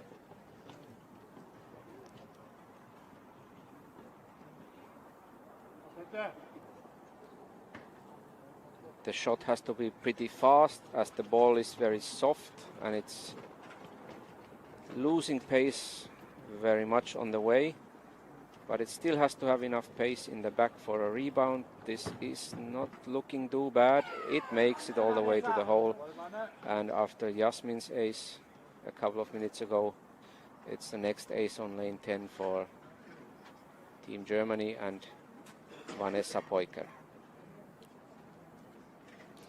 You can see a mobile phone in Vanessa's hand. The championships are using mobile phones as scorekeeping devices. That means instead of the classical pen and paper option, the scores are entered in an app and immediately sent online to the internet so that all viewers at home can follow the results lane by lane in real time. Anna Bandera on lane 10, same straight line, but hitting the hole, she played it too far to the left and hit the hole on the way. No chance in that case, as the ball has too much pace for a direct ace.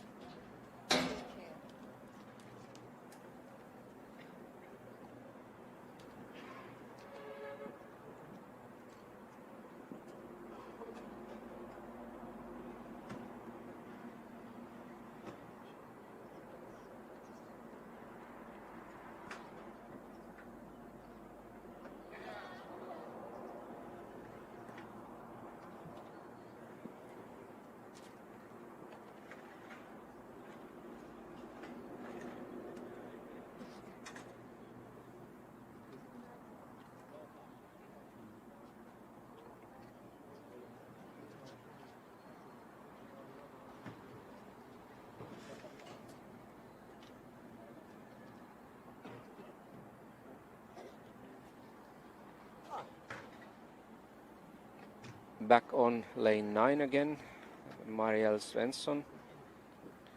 Here we have a perfect view from the back to see the line nicely entering just a bit right of the middle.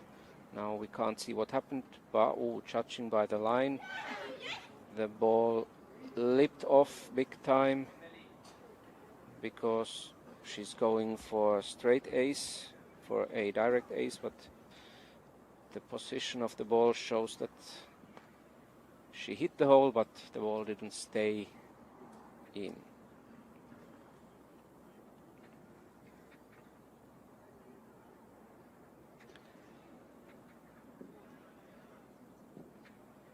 Alexander Dahlstedt and lane number 7, which is a very special lane considering that we are playing mini golf and not golf. Here the ball is being hit in the air to the circle, and the circle is not flat, but it's inclined to the middle.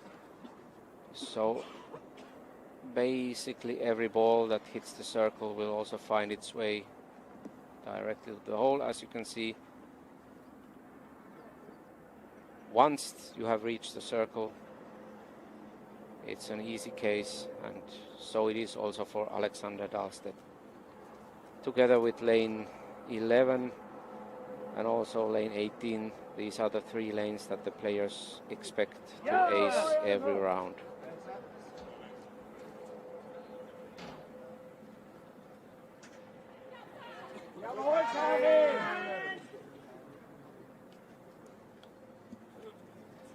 Here we can see members of the Australian team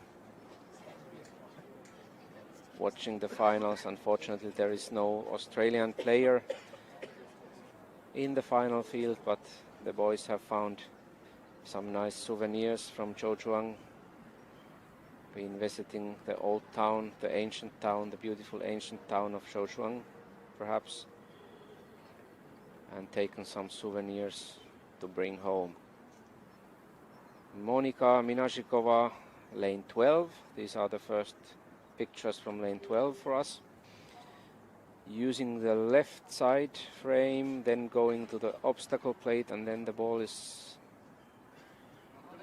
doing a couple of moves on the way, but basically the players are trying to have a straight line from the obstacle to the hole, and this worked out perfectly for Monika. There is also a rebound option if the straight way to the hole can't be found, but all in all, a very, very comfy ace for the young Czech player. Here again the beautiful overview. We are not having very much sun today, the contrary to the earlier days where we had more sun. The temperatures are very nice for mini golf, around 20 degrees. The wind is not too bad today. On some days we've had a bit more wind, which easily can affect the course of the balls, as we have mentioned. We have another special issue here in China at this time of the year. The darkness comes pretty quickly, comes around 5:30 p.m. so we still have a good hour to play in the daylight. At the same time, the course has very nice lights, but of course the daylight is where the players have practiced, so let's hope they will be able to finish the play right in time.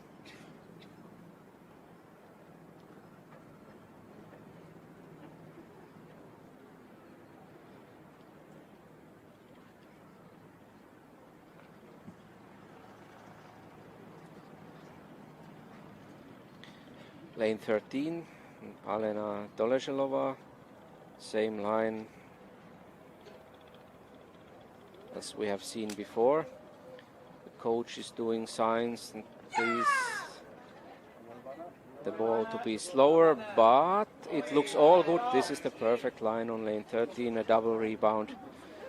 They are smiling and discussing. Obviously, the shot was too fast, like the signs of the coach Michal Slapak told us, but the end is good, all is good, and that was an ace for Alena.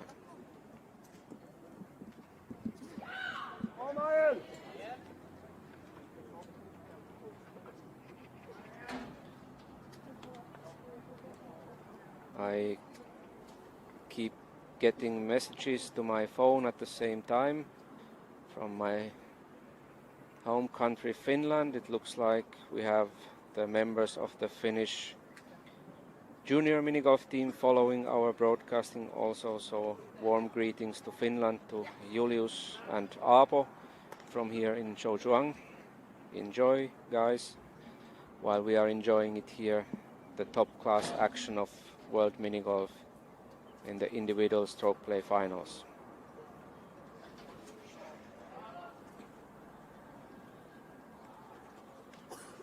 Lane 7 again, Andreas Cederholm, Sweden, in action.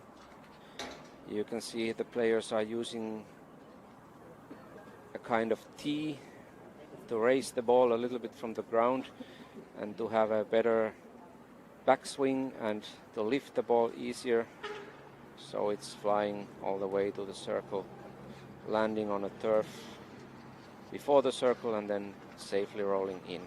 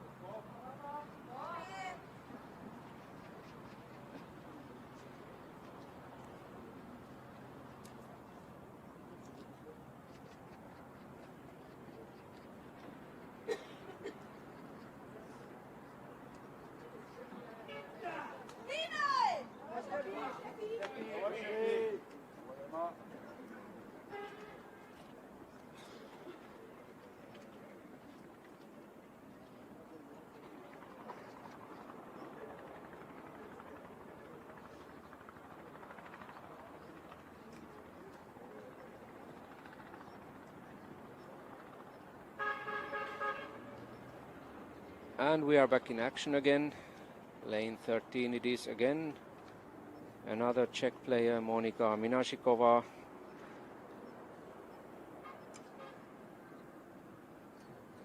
Playing the double rotation. This one looks dangerous because it's too far on the left, but she escapes it. And maybe, oh, that is definitely a lucky ace for Monika. The ball hit the hole on the way and then rolled to the back frame and came back to the hole. Sometimes you have the luck, sometimes you don't. It all evens out in the long run, but nevertheless, the result counts and matters. That's an ace for Monika.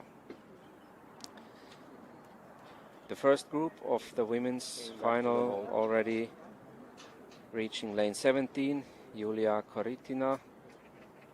This one is too wide on the right and the rebound is returning too far to the left.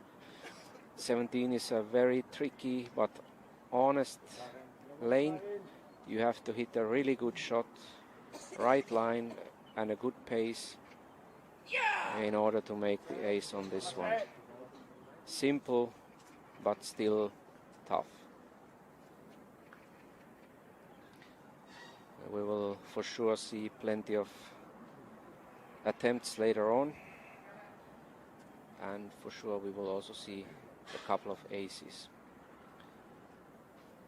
Lane 17 is right in front of my eyes, so I have also a good natural view to that lane. The next up trying is Linda Lundberg.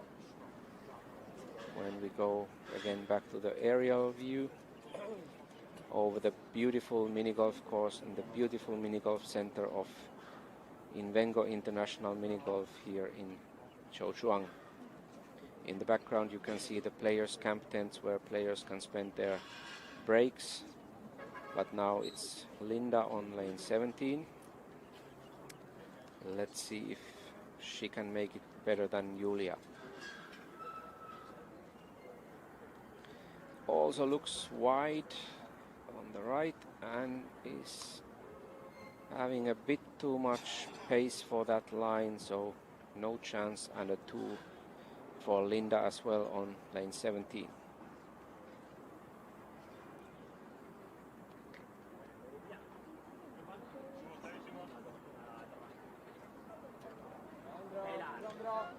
Next one to try, Yasmin Em.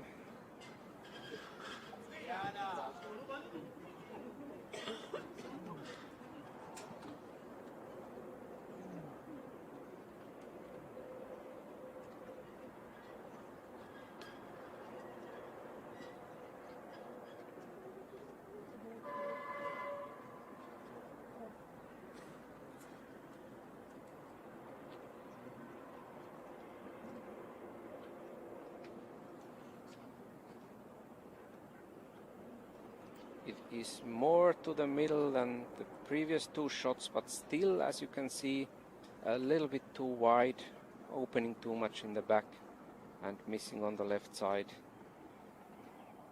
So that's no ace on lane 17 in this group. One more lane left for these 3 players, and then the individual stroke play championship is over for them. Tomorrow we are playing the mixed pairs championship. It's a new competition starting from scratch, so whatever happened in the previous days.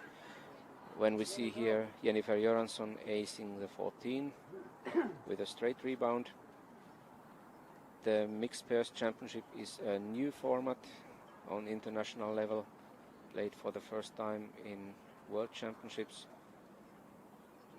As the name says, mixed pair means 1 male and 1 female player playing in a team, but not with 2 balls, not with 2 scores, but alternating shots on the lane and alternating the starting player on every lane. It's a very interesting and fast format. Very different from the normal stroke play format, because players have to use the same ball on 1 lane. They cannot change the ball between the strokes. And if the first player misses, the second player has much more pressure on the second shot, and so on. Here we see Monika Minashikova again not happy with her shot on the 14, just like on lane 13, but in it goes again. So that's an ace. 2 aces in a row for Monika.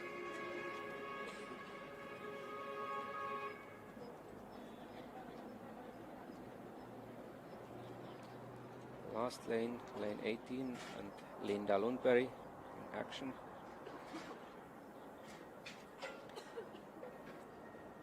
Using the right side.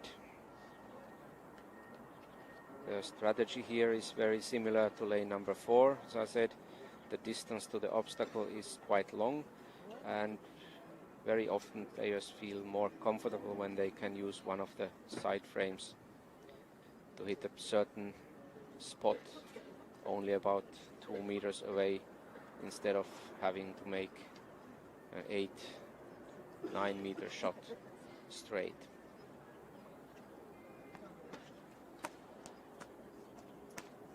Yasmin Em at the same time on lane 18, using also the right frame. The camera goes to lane 15 with Alena Dolezelova missing lane 15, which is one of the trickier ones, together with number 4. As you can see, there is a narrow ramp up to the obstacle, then a small terrace and a small downhill on the way to the circle. Once you have passed the obstacle, the chances for an ace are pretty good, either straight or rebounding, but the first task is to pass the obstacle, and this is not quite trivial.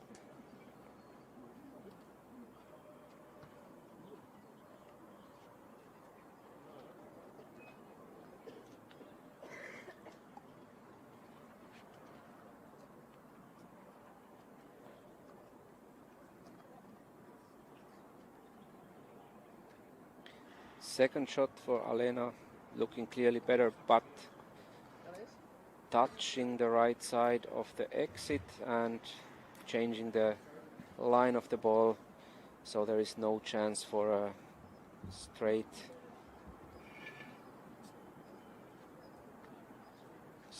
ace, or in this case a straight 2 from the tee off, because the first shot was already a miss. But nevertheless, the obstacle has been passed and Alena is a short putt away from a 3.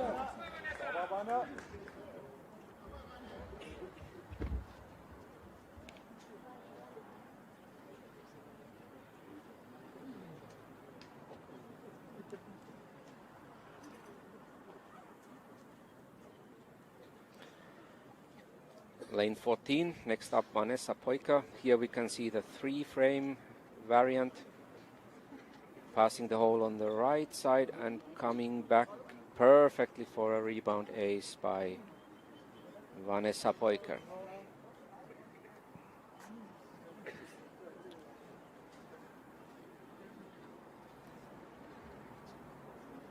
And Jennifer playing the 15th.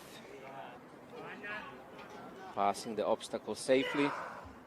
Ball comes out a little bit too far on the left, so no ace chance here either. At the same time, I'm updating the results.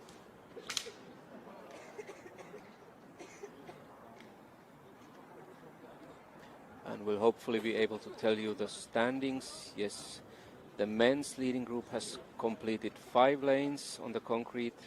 Carl Johan is holding a 5-shot lead over Fredrik, and Fredrik is holding a 5-shot lead over Lucas. So positions have not been changing. Patrick Jönsson still on 4th position.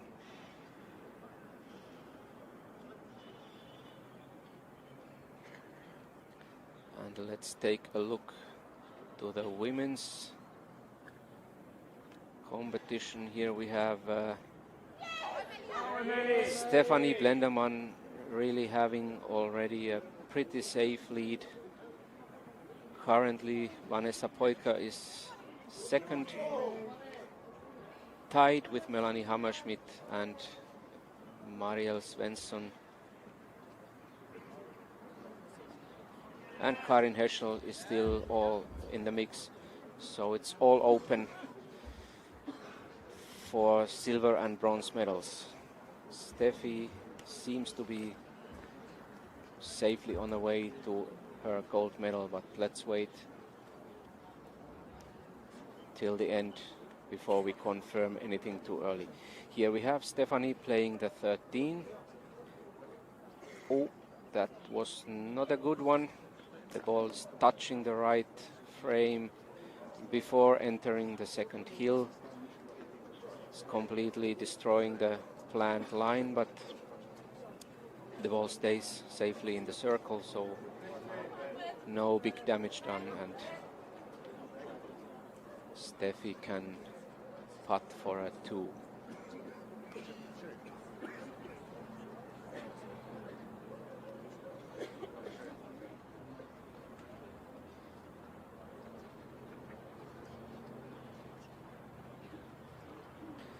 Lane 15 and Vanessa in turn to play.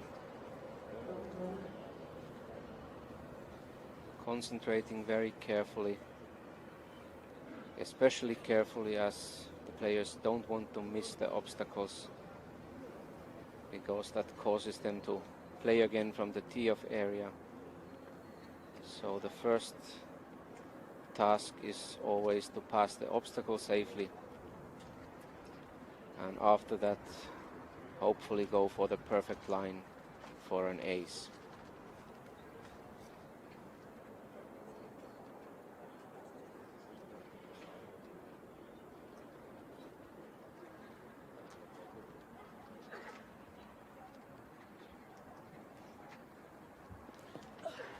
The camera angle changed, but we did not see the ball passing the obstacle, that means it was a miss for Vanessa on the right side.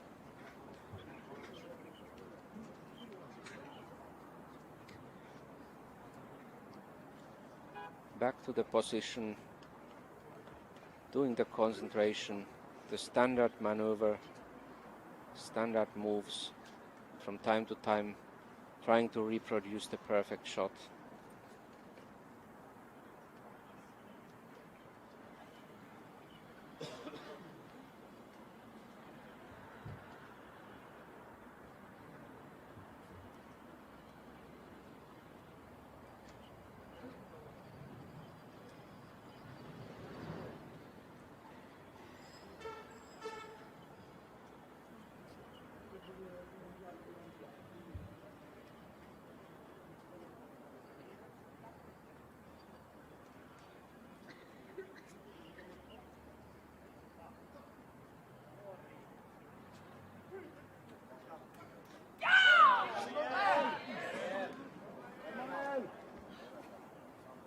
But it's a miss again with the second shot, and it's definitely not getting easier after a couple of misses.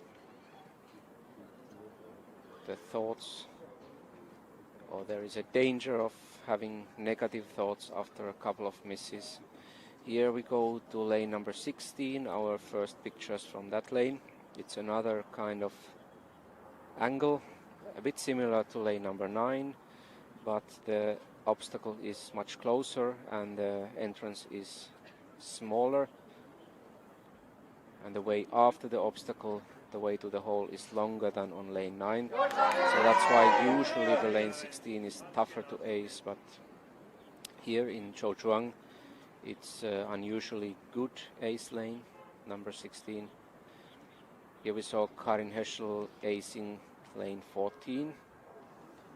Went straight in, I guess. That's not the planned way, but it all counts as long as the ball is in the hole.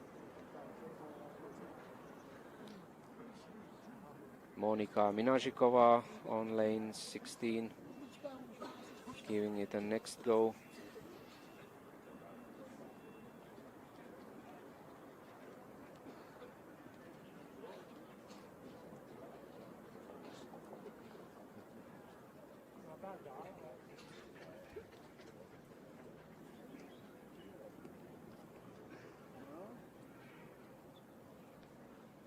Passing the hole on the right, and here the ball is taking a turn towards the hole, but it had just a little bit too much pace on the way. It should have stopped a bit earlier and started turning towards the hole. It's not an easy one, but the chance is there. And on this top level, the players want to take every ace and every ace chance they have.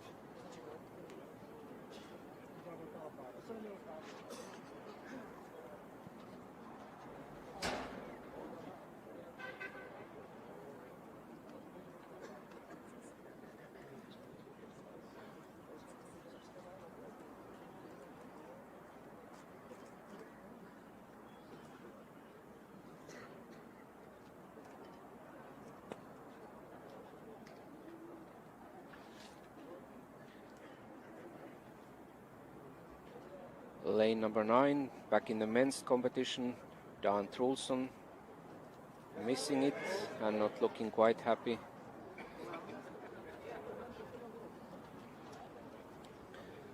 Here just waiting until Andreas Sederholm has played the next lane. They didn't want to disturb Andreas' concentration, and now going for his putt.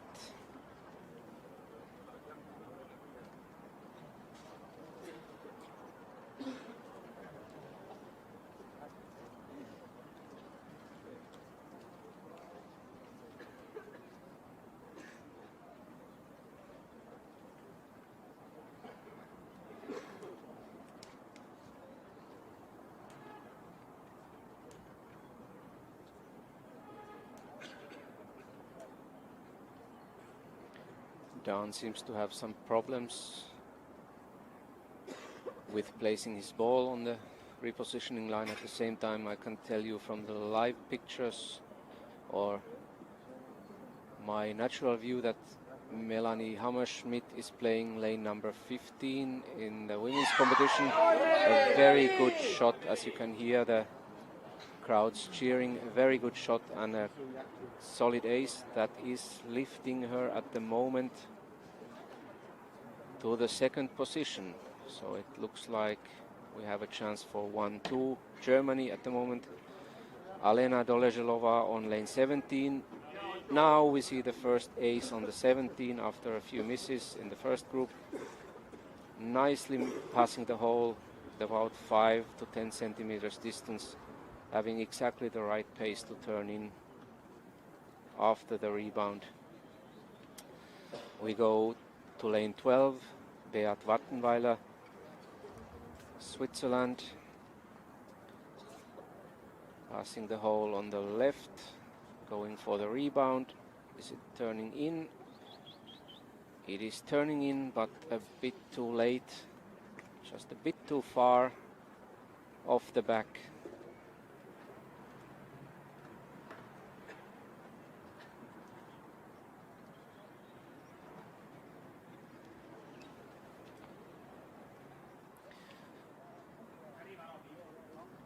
Here we will see a replay of Melanie's shot on lane 15, which I just told you about. Passing the hole on the right, coming back on the left, stopping and just taking the perfect turn to the hole. In it goes for an ace.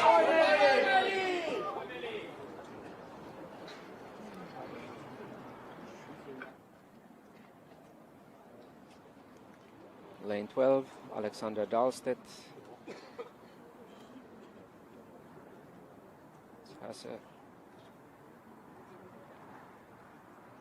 was a faster shot, didn't have enough time to turn to the left before the hole, and as you can see the ball is rolling way out of the circle. This means it definitely was too fast, and now some help and guidance is needed for the putt.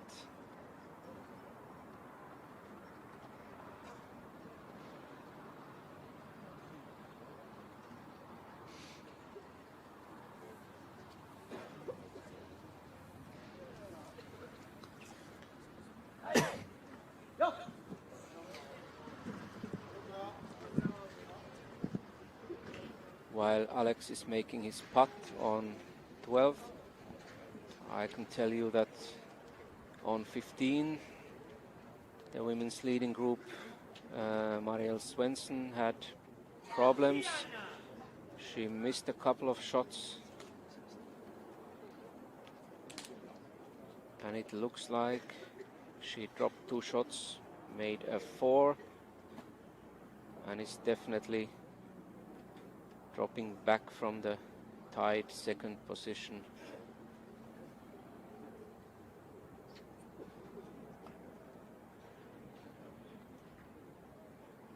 Yes, a 4 it was.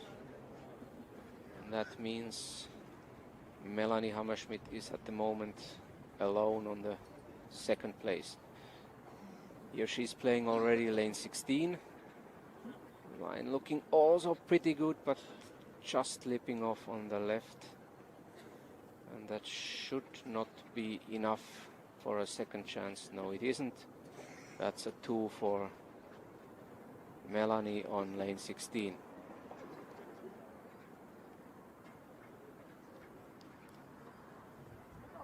But it seems that she's still holding the second place currently alone. And is going for a silver medal. Only 2 lanes left to play for her group in the women's competition. Karin Heschel has meanwhile cleared lane 15 and seems to be on the 3rd place at the moment.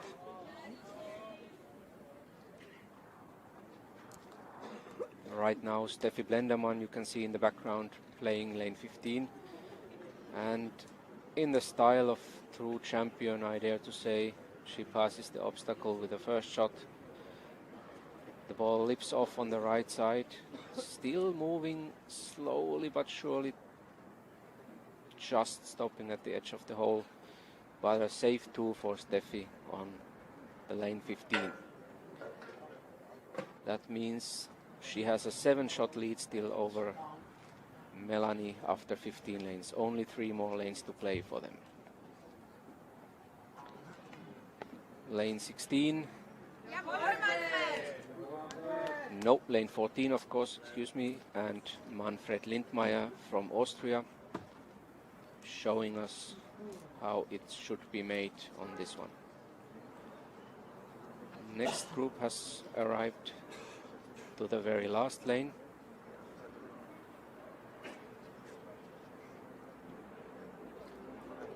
Monika Minashikova also using the right side.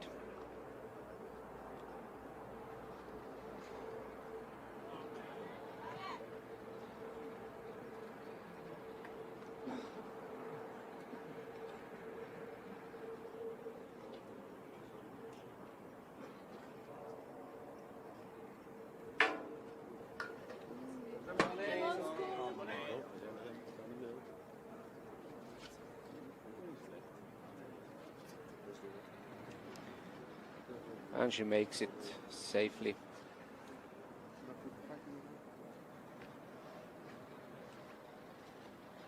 And I have to say it was a very, very decent performance from Monika in her first ever general class championship.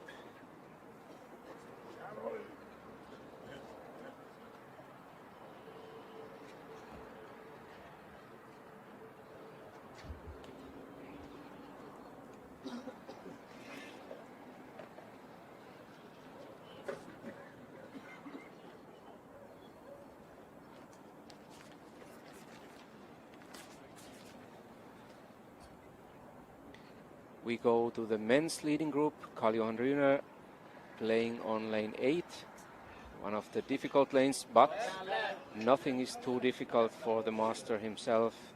A perfect shot and a perfect ace on lane 8 for Kalle.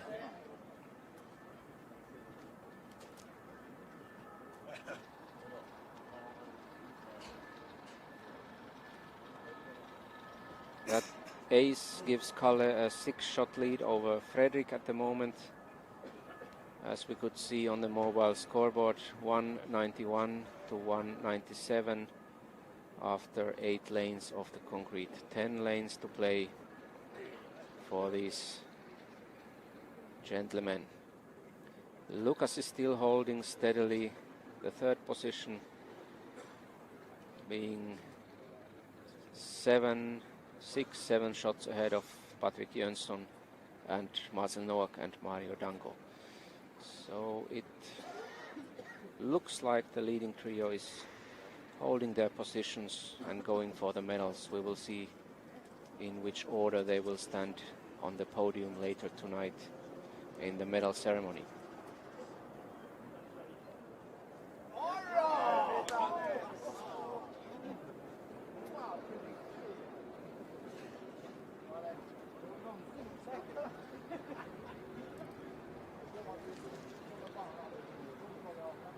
We are again on lane 15, Andrzej Skalot.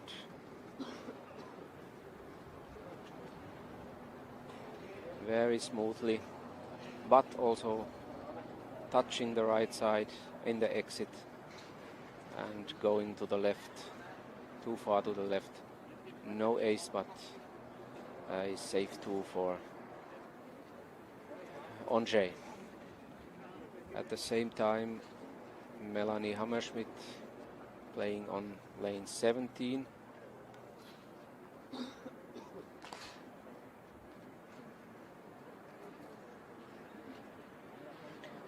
That means if she aces lane 17, here we have now Melanie in the picture.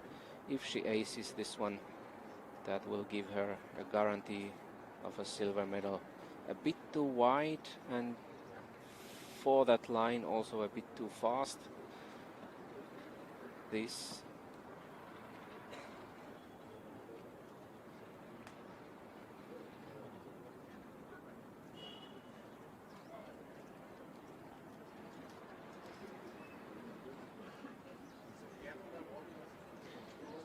This two by Melanie leaves just a small chance to Karin Heschel, but still, if Melanie aces the last lane, she will win the silver medal in this individual stroke play championship. Now we have Marielle Svensson on lane 17. She has meanwhile dropped back to 6th place after her problems on lane 15.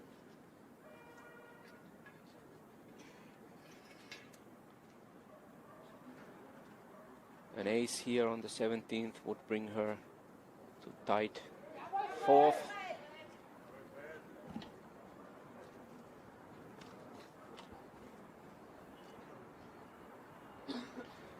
Here we have Marielle in the pictures as well. Here we have a really perfect camera line. Oh, it is wide. It is too wide to the right, I believe. Or does it just catch the perfect wave? No, it didn't. That's a 2 for Marielle, and that means currently 6th place. Vanessa Poiker playing on the 18th, the last lane, if she makes it. She can put a little bit pressure on Karin Heschel for the 3rd place.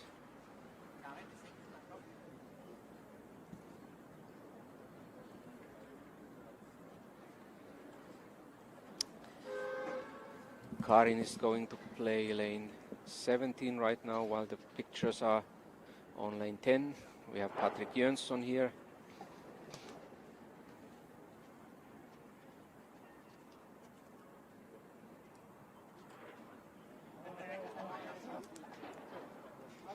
Putting for a 2 on lane 10.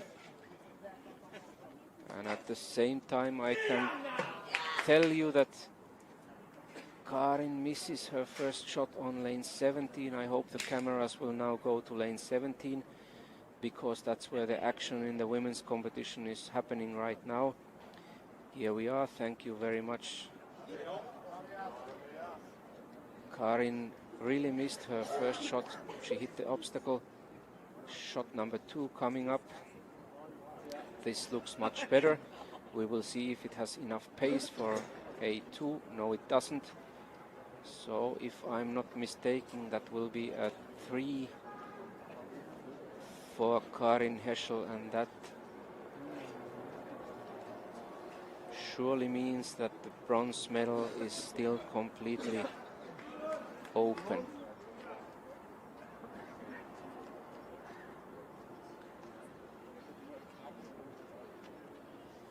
We have at the moment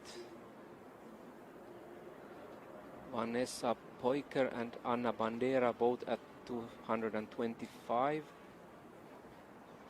This is a 3 for Karin. That means she is already at 226 and has one more lane to play. This means she missed out the bronze medal indeed,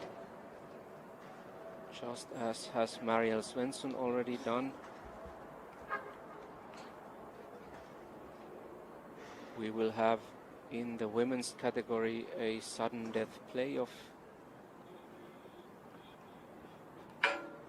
for the bronze medal between Vanessa Poiker, and here we right now can hear the applause to Melanie Hammerschmidt, who aces lane 18, while the cameras are watching Dan Trulsson play lane 12. Melanie aces the 18 and secures the silver medal in the women's stroke play competition. The perfect ace from Danne on the 12, and a couple of fist bumps. Here we can get the replay of Melanie's final shot on the 18th, which gives her a silver medal, a well-deserved silver medal in the women's stroke play.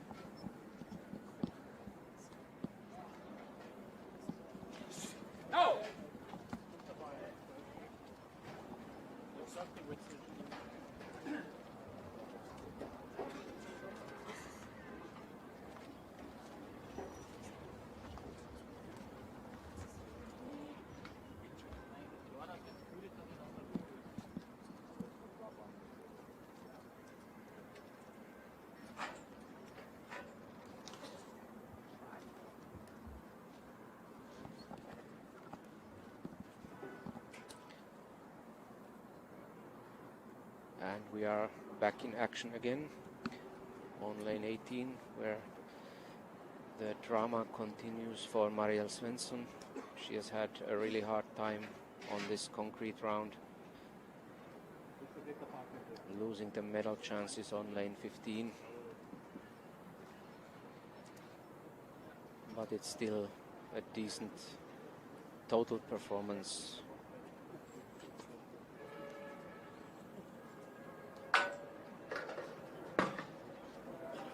She makes it with a second shot and completes her individual stroke play championship competition.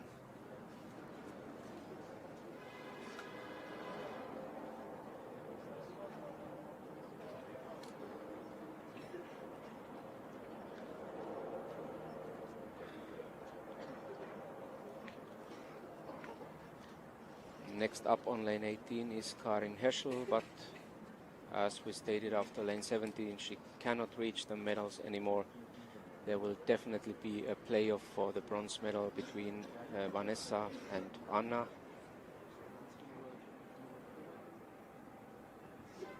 If Karin makes this, she will secure the 5th place.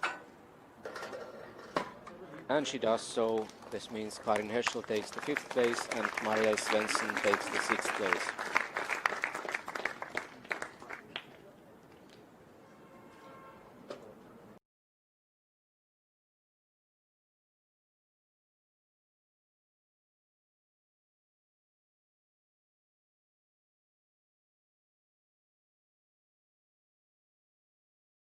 Only one player left in the women's competition. She has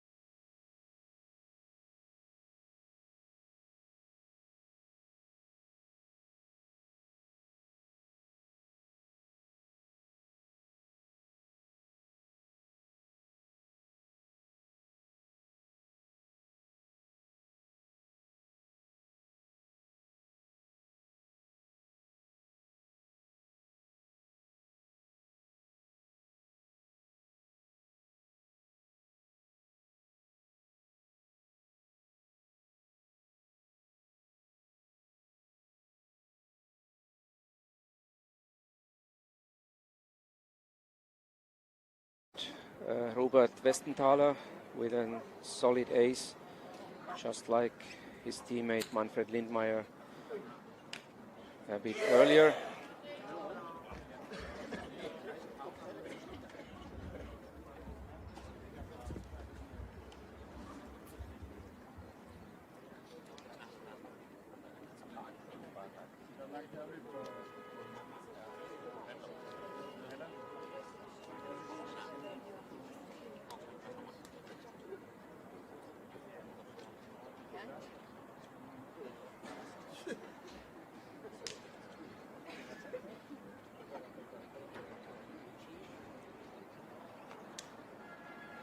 Here we see some of the participants still very interested in what's going on.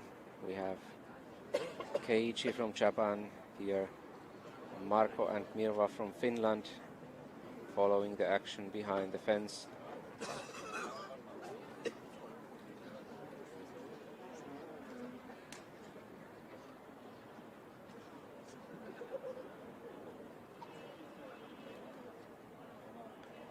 We go to lane number 12, Patrik Jönsson.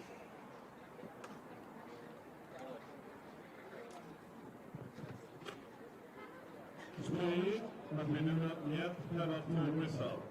We will now have a sudden death between Vanessa Polke, Germany, and Anna Bandera, Italy, for the third place. Patrik also using the left frame as all the players before hitting the obstacle plate, and the ball takes, in this case, the perfect planned straight line to the hole for a straight ace. That's how this lane 12 shall be played, and Patrik knows it. Gets a clap from teammate Fredrik, who is the next Swede trying to play the same line.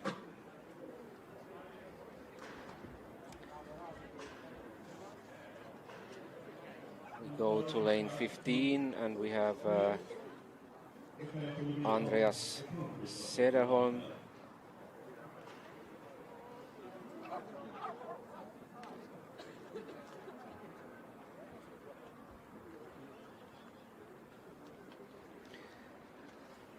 Very smooth and perfect shot for a straight ace.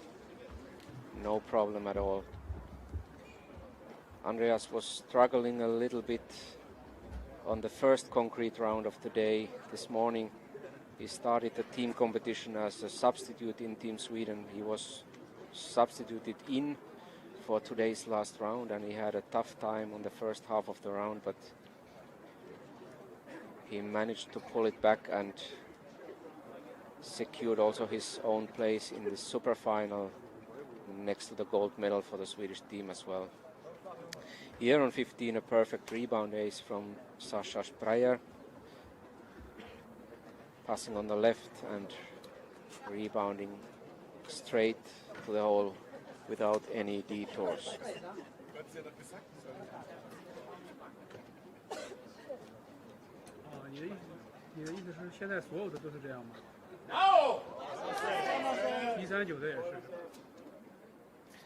Robert Westenthaler on 15. Let's see what he can show us after a couple of aces. Oh, here we see the ball touching the obstacle on the way up and standing on the terrace. That means the player has passed the borderline and is allowed to position his ball on the tee-off spot on the terrace.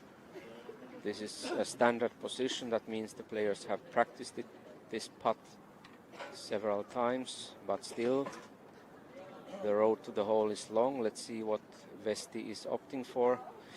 Yeah, the lip off on the right, and the ball is losing the pace too much. That's a 3 for Vesti.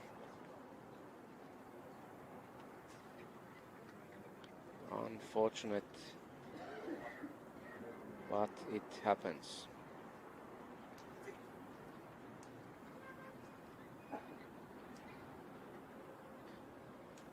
And now we go live to the sudden death for bronze medal. In women's category, Vanessa playing lane number 1. Ball passing the hole on the right side and taking the perfect line for the rebound. That's an ace for Vanessa. And we will be waiting for Anna Bandera's reply. At the same time, Lukas Neumann playing lane 12. Doesn't look quite happy with the line. It passed the hole on the left side, and again too much pace for the ace, and the ball is rolling a bit out of the circle.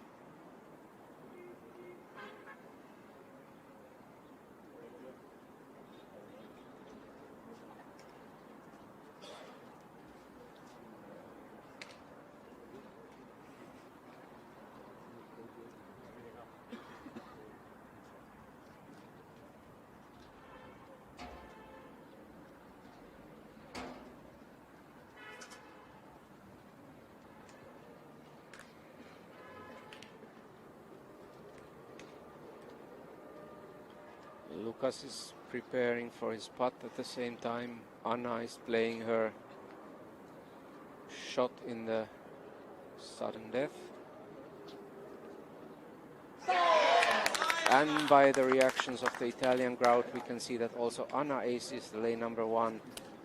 A very tough lane, but both players ace it, so the sudden death playoff continues to the second lane.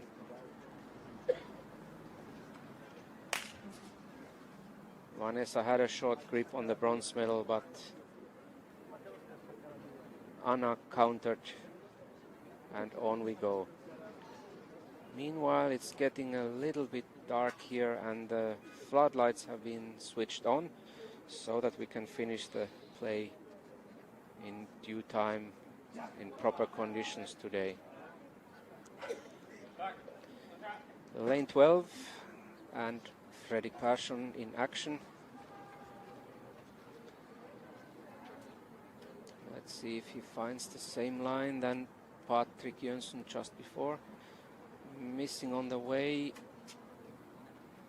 On the right, the ball is taking a turn towards the hole, but is it just a bit too far, or will it have the... No, just about 5 centimeters too far. No ace for Fredrik. Easy tap in. And that gives Karl Johan the chance to increase the lead to 6 points.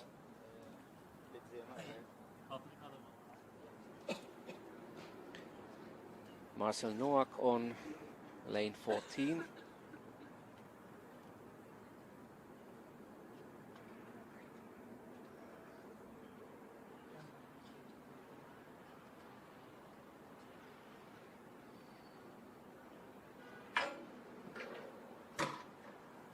Also using the 3-way frame shot.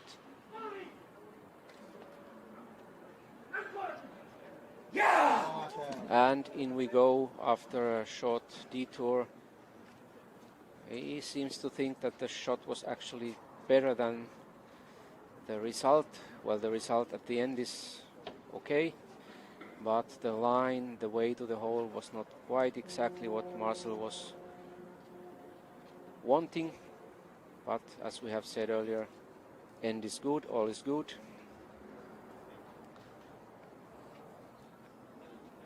The women's playoff has proceeded to the second hole.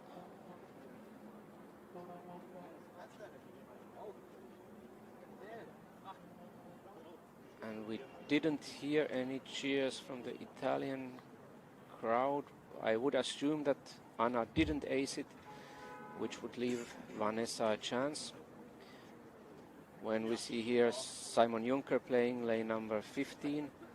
A proper try, but just a bit too wide, and no ace for Simon.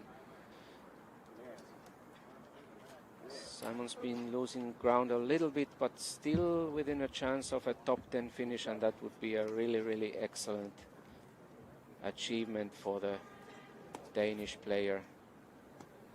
I know that he has invested a lot of time for training this year, really wanting to show what he can. Now we go back to lane 2, to the women's sudden death. Vanessa hitting the brick properly. It's looking good, but just a bit slow. Making the right turn just before the hole. That means the sudden death will most likely continue to the third lane. Yes, it does.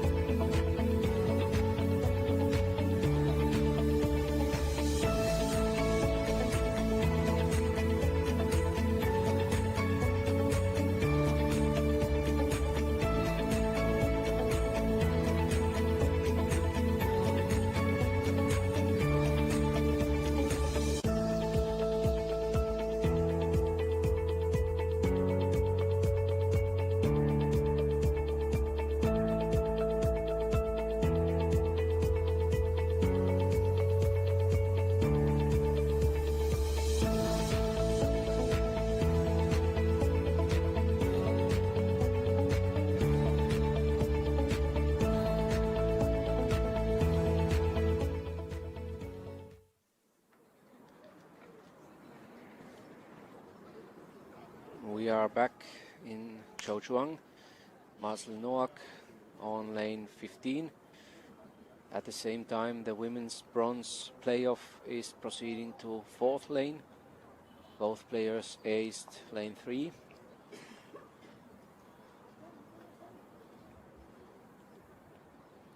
Marcel on the 15. A solid shot for the left rebound. Let's see if it's too wide or not.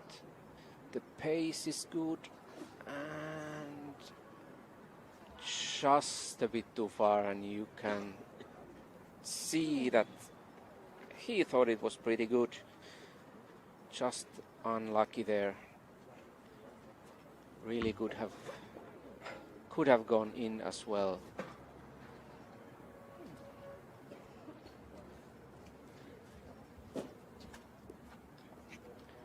The men's final group is at the moment on lane 13.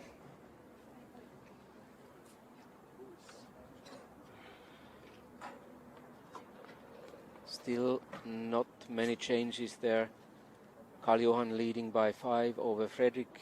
Fredrik 6 ahead of Lucas. And Marcel with an outside chance for a bronze medal if something happens with Lucas on the last lanes, but it looks pretty safe so far. Mario Dangle, perfect ace on 15. He has dropped a little bit at the beginning of this final, but pulled back. He was in top 3 when this morning started, but he had tough time on the first concrete round and played a score of 30. Here we have Omar on lane 15.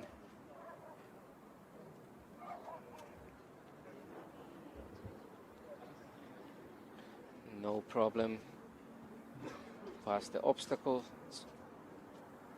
Passing on the left, and let's see how the pace is. Might be a bit short, judging by his gestures, and so it was. That's a tap-in 2 for Omar on the 15th.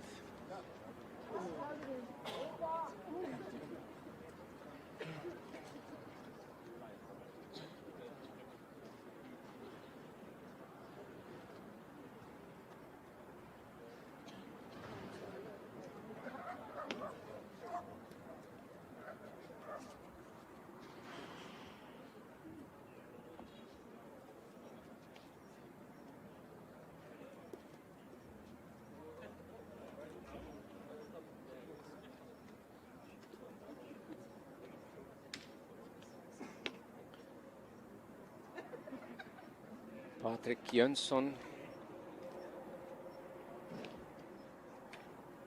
in turn to play on lane 15.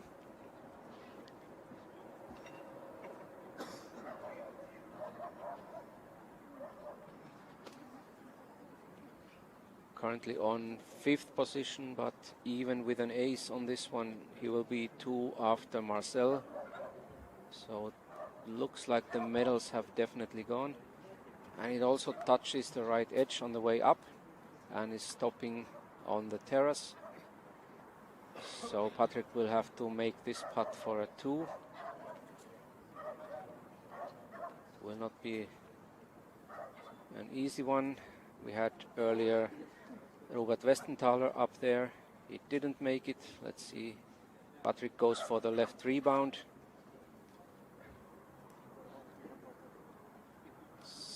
Seems to be a little bit too long, but it's returning nicely, and a 2 it is for Patrik Jönsson.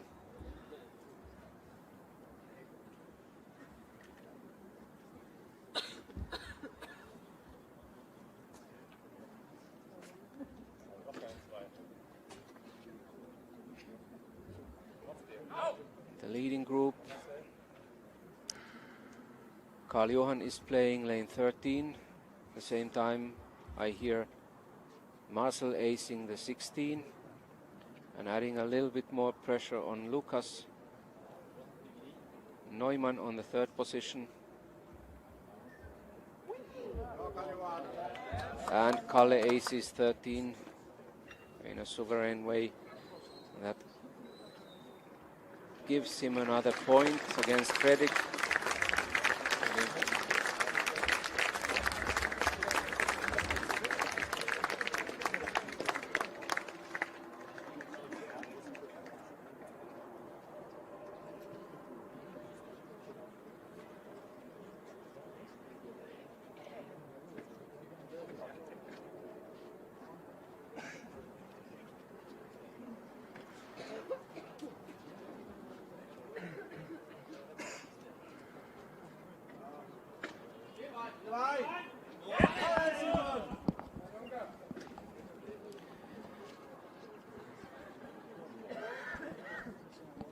And I hear news from the other side of the course. The sudden death for women's bronze is over, and Anna Bandera has won it against Vanessa Poika. That means the bronze medal goes to Italy in the women's stroke play competition. And now we also get the confirmation from the announcer that it indeed is Anna who takes home the bronze medal. Congratulations. So the women's medalist trio is fixed now. World champion Stefanie Blendermann, silver medalist Melanie Hammerschmidt, and bronze medalist Anna Bandera.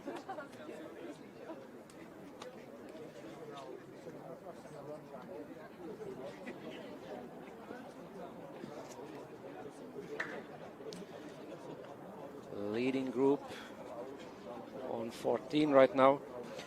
When we see Dan Trulsson playing lane 17.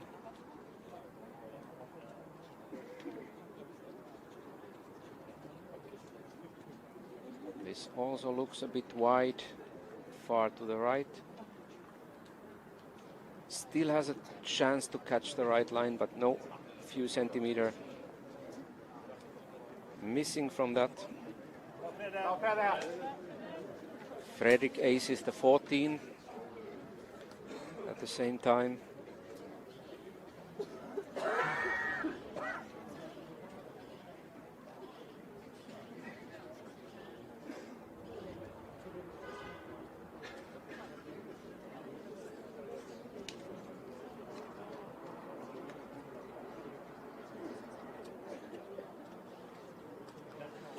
Lane 14 and Carl-Johan Rühner. As you can see, it's meanwhile quite dark, but the players surely want to finish this tonight as well. And it should be no problem. Lip off in the rebound, but the ball still is moving and it goes to the hole despite the small change in the route. An ace for Kalle as well.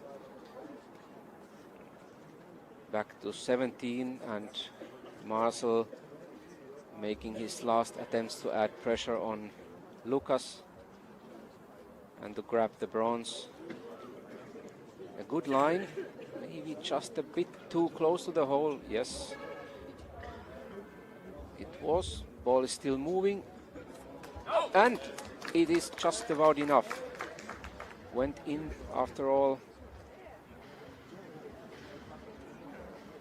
The idea here is to pass the hole on a suitable distance, then to stop the ball 20-30 centimeters before the hole, and from there is a slight slope towards the hole, and that slope, the ball is traveling alone on this slope. If the shot is too fast, the ball will pass the slope too quickly and will not turn into the hole. So it's really all about a nice combination of pace and line. Leading group now going to 15. Lucas standing on the tee off. It's getting pretty dark over there, but these players are all experienced to play in different conditions.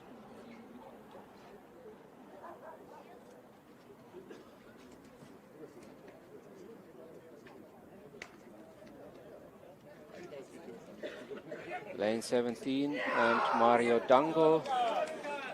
Oh, that's It's a good one, but not good enough. Just too far and standing on the edge of the hole. 17 is really a tricky lane. Not very complicated, but really needs a good shot to go in.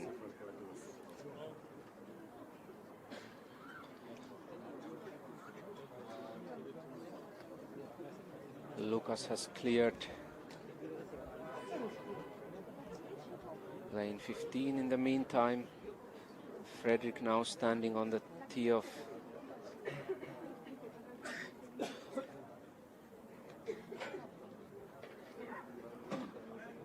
Lucas has aced the lane 15, so that gives him again an advantage against Marcel for the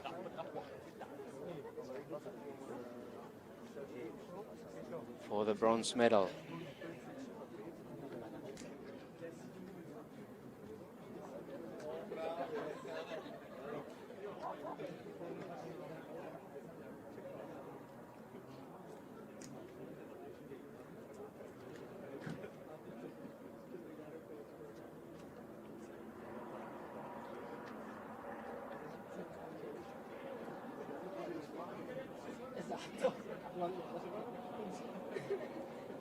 Fredrik on the 15th, passing the hole on the left side, and a straight rebound in. Perfect shot from Fredrik Persson.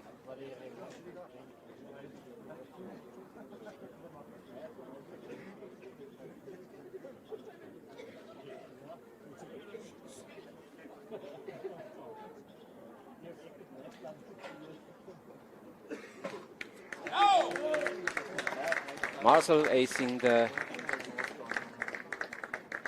lane 18 and going for a very good round of 23 in the final. That is perhaps not quite enough for a medal, but really a decent performance all in all from this sympathetic German player.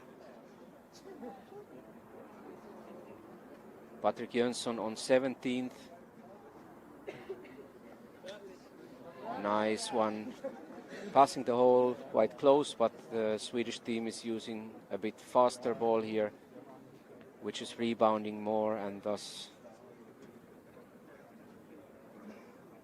not coming down the slope as slowly as other balls. Correct strategy, perfect shot in this case, and an ace for Patrik.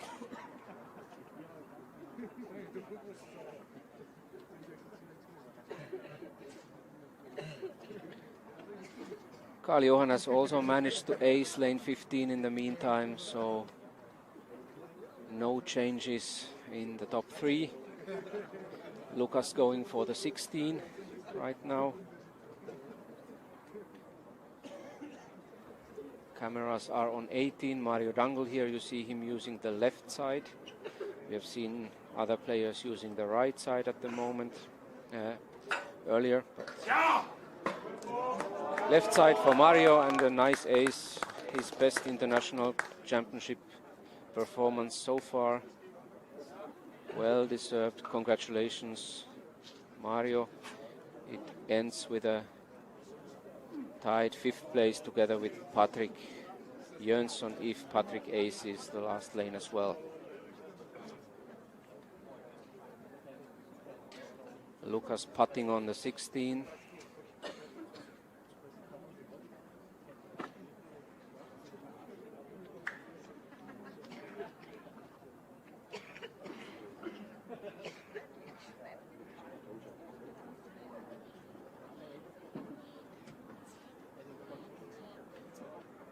In the pictures we have Omar playing the last lane. It has been a tough concrete round for him, resulting in a 31. It's a pity. Omar is a very popular player and personality among the mini-golf family. He did a very good tournament. Just the last round wasn't the best Omar, but it was great to see him up there fighting for the medals. Meanwhile, on the 16th, we see Fredrik Persson making yet another ace on his way to the silver medal.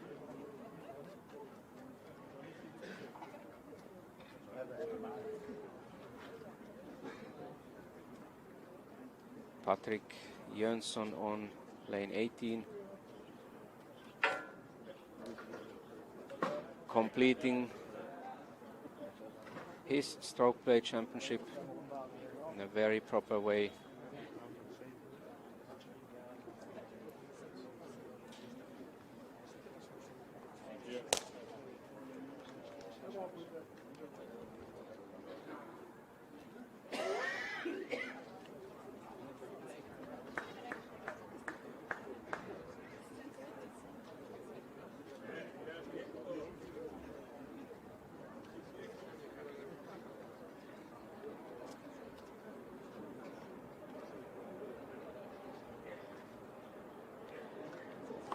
On the 16th, the final group, we have Karl-Johan a little bit outside the circle, looking for his putting maps.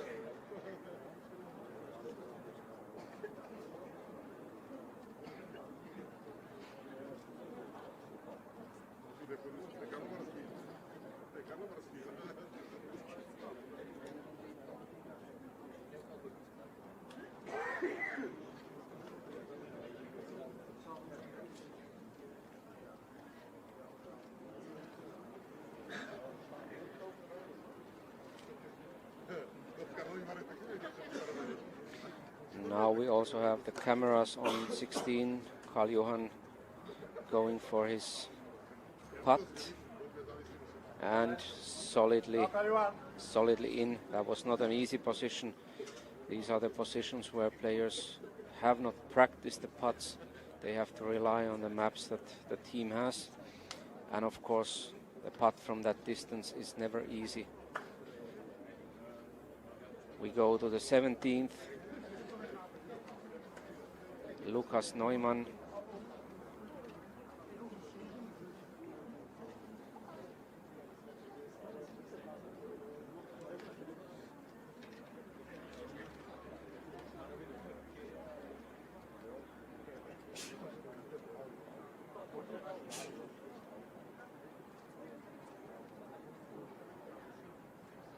The shot is looking good, nice distance, and I believe the pace is also all right. Yes, it is. Perfect shot by Lukas.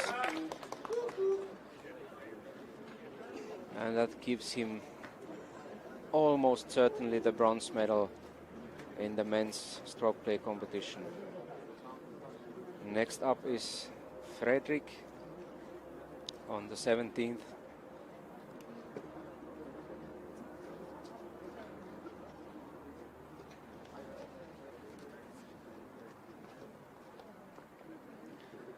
Still formally chasing Karl-Johan. Karl-Johan is waving already to me. He seems to be feeling confident at the moment. Fredrik now on the 17th.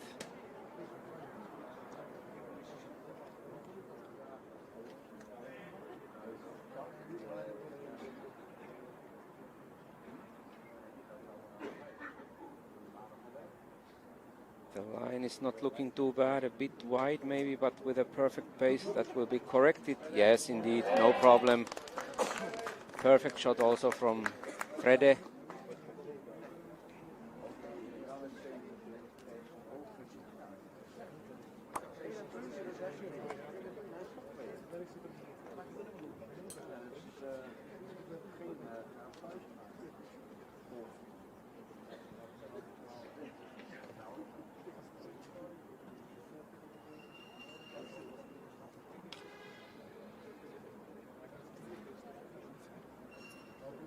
And now Karl-Johan concentrating for his shot on 17.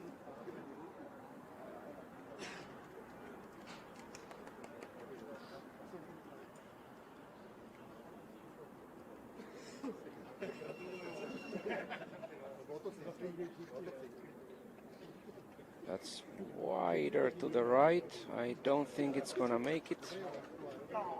The pace is good though, but that will probably end up in the same position than Mario Dangel's ball just minutes before. Once it's too far on the left, it will never come back unless the pace is absolutely perfect, and it wasn't in that case. So Kalle drops one shot against Fredrik, but he still has a 4-shot lead when the players go to the very last hole, very last lane of this men's individual stroke play championship. It's Lucas first, going for the right side, as does the whole German team.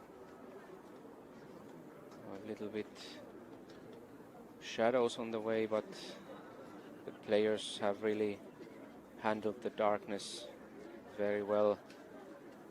As I mentioned, the darkness comes very early here in Zhejiang, and especially as it has been a cloudy day today, there is even less light than on the earlier days.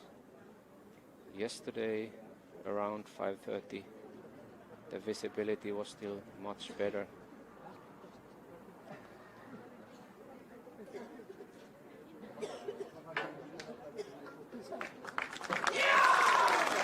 And it is an ace for Lukas Neumann, and he seems to be very happy about his bronze medal, and that's for a reason.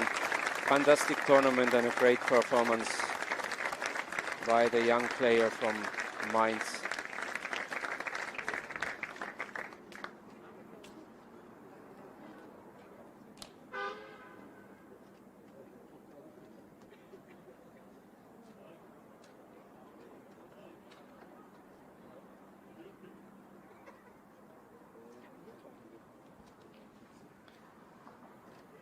And now it's Fredrik on the last lane,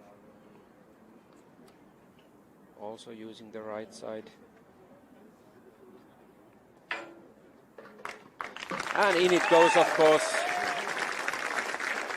Second place and the silver medal in the stroke play competition, so far guaranteed. I don't think anyone here in the crowd expects anything else, but theoretically it's still an open game. Now Karl-Johan Rühner places the ball on the tee off.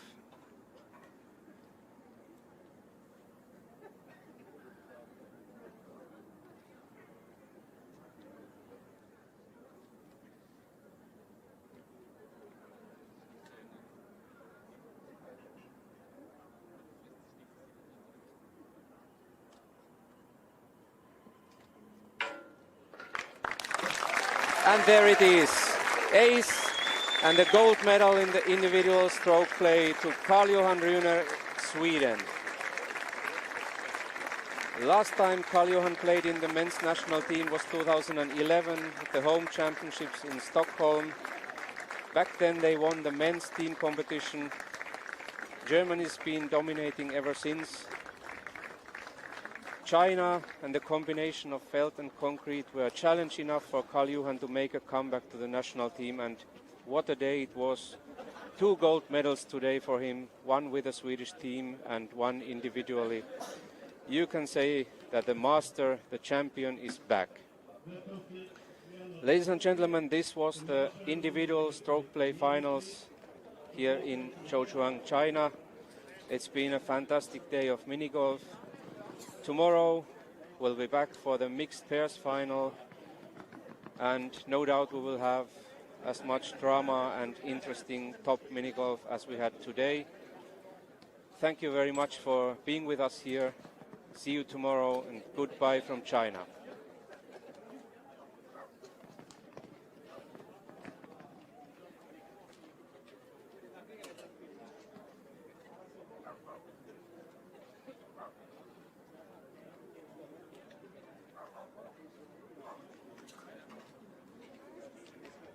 Yes, we are still a bit back here. We will make a short recap on what happened today. First of all, the team competition medalists in women's team competition, we had a gold medal to Team Germany, silver medal went to Sweden, and bronze medal to Czech Republic.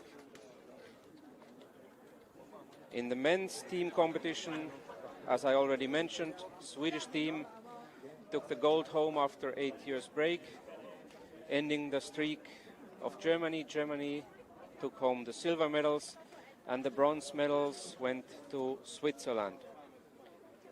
In the women's individual stroke play competition, the gold medal went to Stefanie Blendermann, Germany. The silver medal to Melanie Hammerschmidt, Germany, and the bronze medal after the dramatic sudden death playoff to Anna Bandera from Italy. In the men's competition, as we just saw and heard, Karl-Johan Röner took home the gold medal. Silver goes to his friend and teammate Fredrik Persson, also from Sweden, and the bronze medal to Lukas Neumann from Germany. Now, after all the private congratulations, we will soon have the medal ceremonies here on the course. It's really been a long but interesting and fantastic day of mini golf. We are really looking forward tomorrow for the mixed pairs finals, which will be played for the first time ever here in the General Class Championships. We have 48 teams in that competition. We will have 2 qualifying rounds, and after that the final rounds for the best 12 teams. And for those final rounds you will be live again.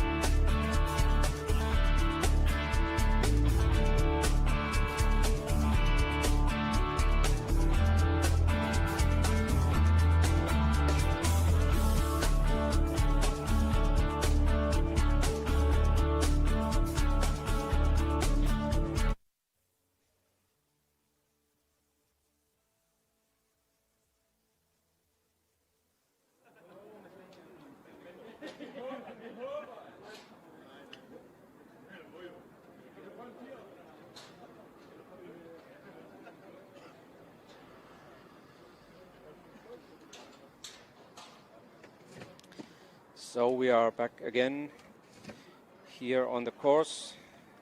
The preparations for the medal ceremonies are ongoing.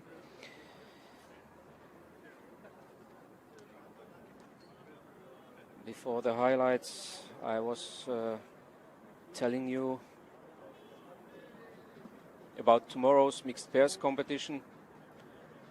We can already now take a look at the format, because as I mentioned earlier, it's a very different format from what we have had before.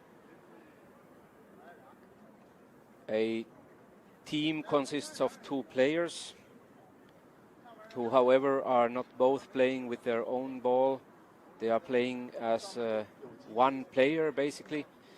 That means on the first lane, the male player will play the first shot. If that shot is not an ace, the female player will have to play the second shot.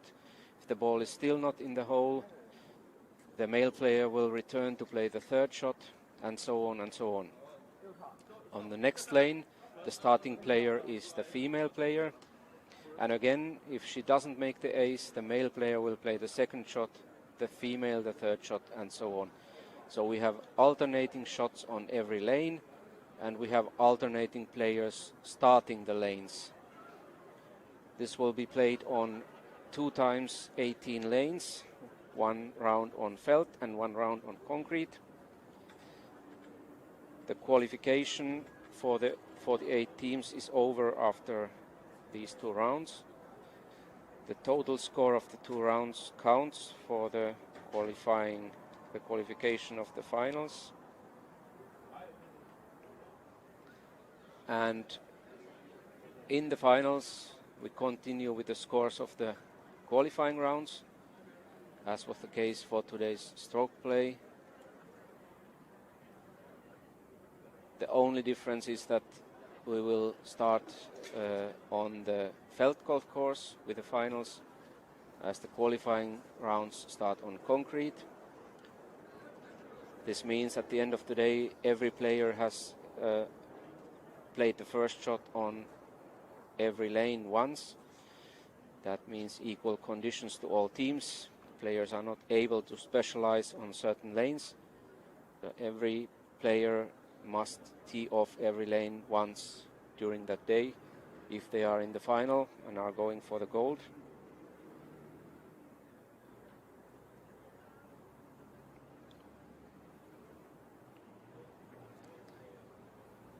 But at the end, it's result-wise a regular 4-round stroke play competition. The lowest number of total strokes over 4 rounds is the winner, the winning team, the winning pair, and the first ever mixed pair.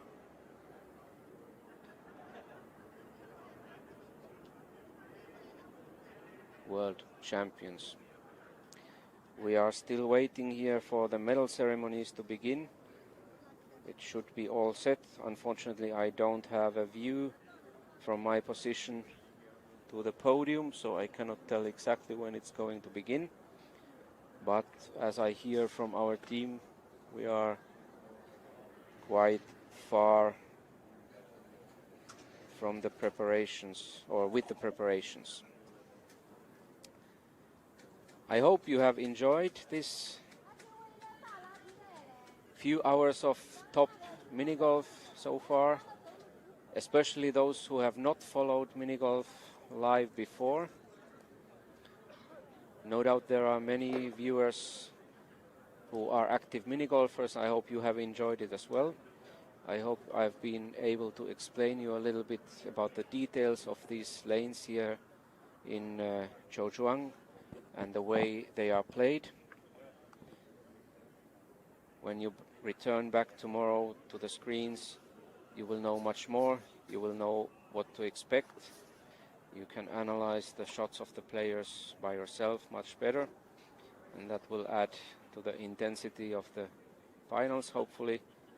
As it's a short competition, only 4 rounds in total, we can expect that the gaps in the top will be smaller than they were today, and thus it is very, very possible that we will also have playoffs.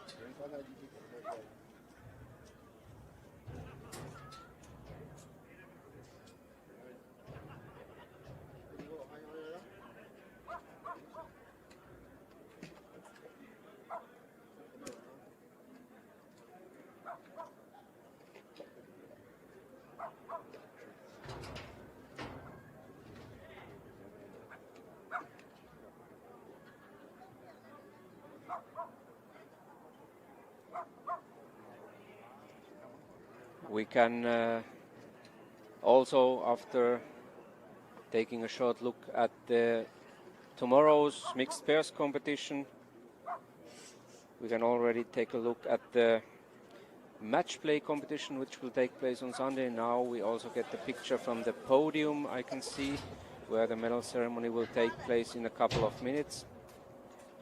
On Sunday we will be back for the third time to the match play championships.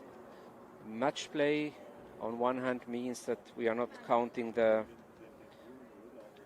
strokes played during a round, but we are counting the won lanes. That's man against man or woman against woman. We have a 32 player cup 3 for men and 16 player 3 for women, and it's a KO system. When you win a match, you proceed to the next round. If you lose a match, you are out. And one lanes count, that means the first player makes an ace on the first lane and the second player misses the first shot, then the lane is over. First player wins the lane, gets 1 point, and so on. For every one lane, the player receives 1 point, and at the end you count together the points, the won lanes, and then it's over. Now we are hearing in the background the WMF World Minigolf Sport Federation anthem. That is the signal that the medal ceremony will start. So very soon we will see the winners of today's categories on the podium. The ceremony will start with the women's team competition, followed by men's team competition, and then the individual stroke play categories, which were just finished some minutes ago. 哎，老师，问一下，人那高台仪器还有话筒啥的，现在设不设？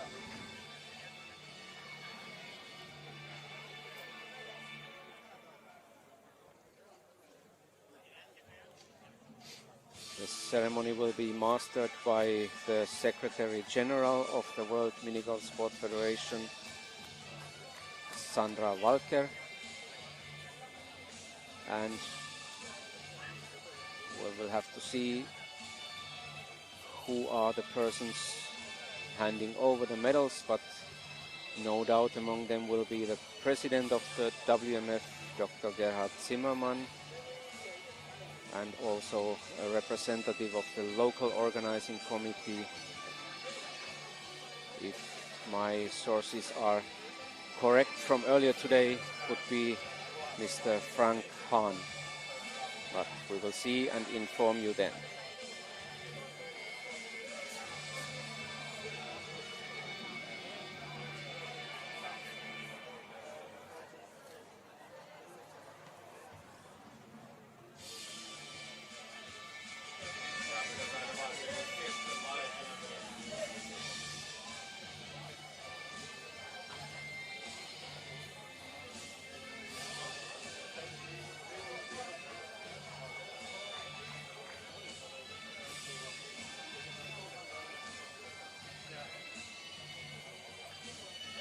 While we are still waiting for the players to gather around the podium and the anthem is playing, we can take a look back at the previous championships. 2 years ago, the World Championships were played in Zaton Holiday Resort in Nin, Croatia.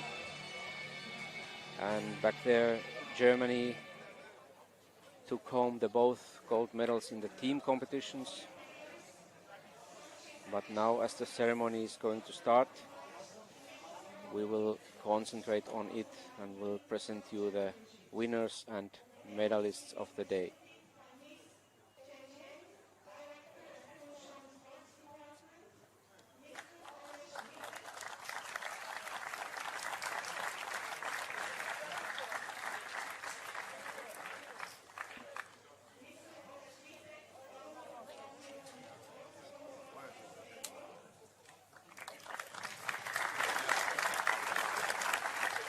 And as I can hear in the background, we will be handing over the medals. We will have a representative of the local sports department of the Zhoushuang town, as well as a representative of the WMF gold sponsor company SV Golf, Mr. Ales Vitek, at the same time the head of the Czech delegation in this championship, and as already mentioned, Dr. Gerhard Zimmermann, the president of the World Mini Golf Federation.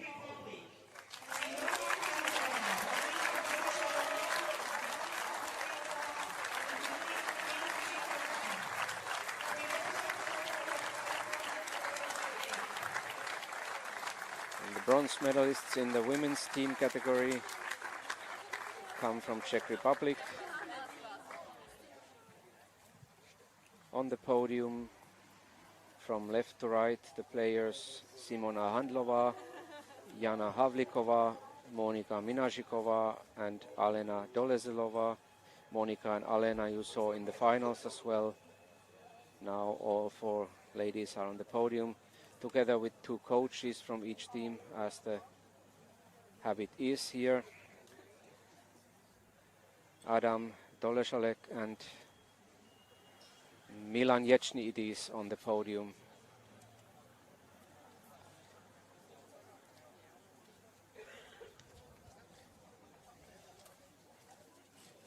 These players have already enjoyed many successes in youth and women's categories during the years.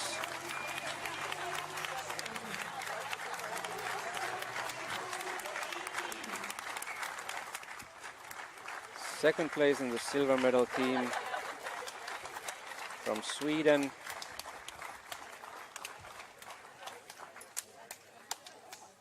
A good mix of youth and experience with Jennifer, Felicia, Linda. From left to right,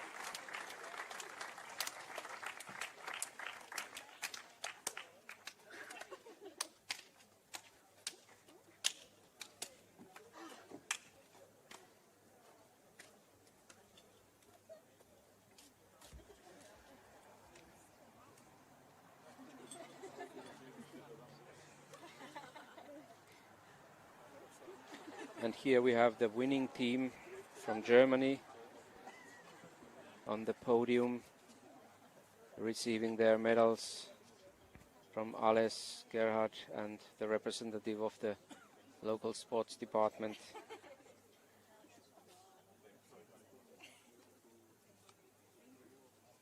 German team consisting of Stephanie, Vanessa, Melanie and Yasmin. All of them we saw in today's stroke play final, so it's no surprise that the team is standing on the highest podium. not for the first and most likely also not for the last time. And now it's time for the national anthem of Germany.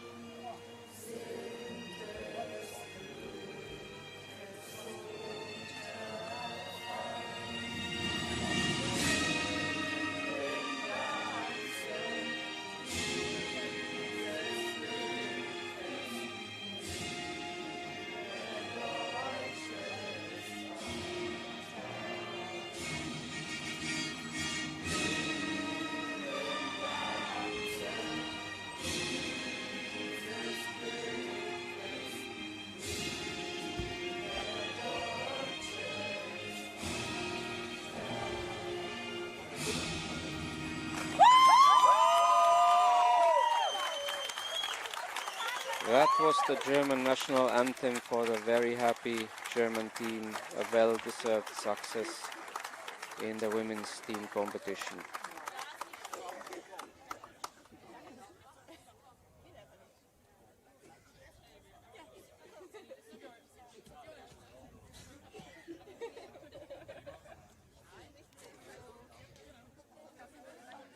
Next up is the men's team competition.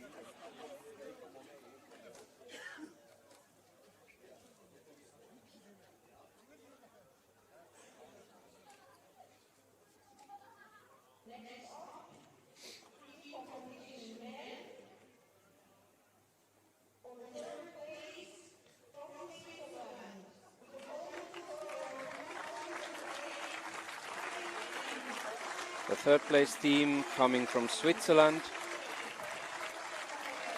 A very strong team. It's definitely not a surprise that they took home the bronze medals. Every time when concrete is one of the systems we are playing, you must count with the Swiss team. This team has been together for a few years.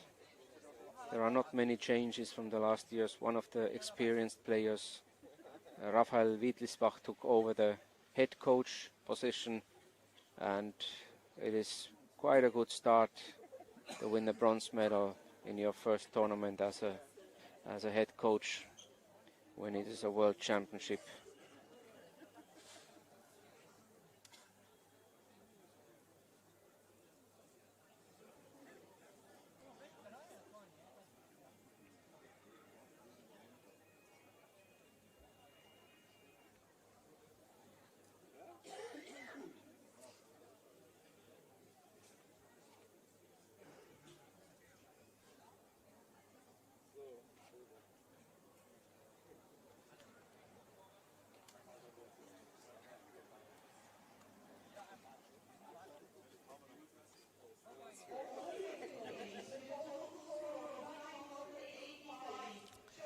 And now we have the second place silver medalists.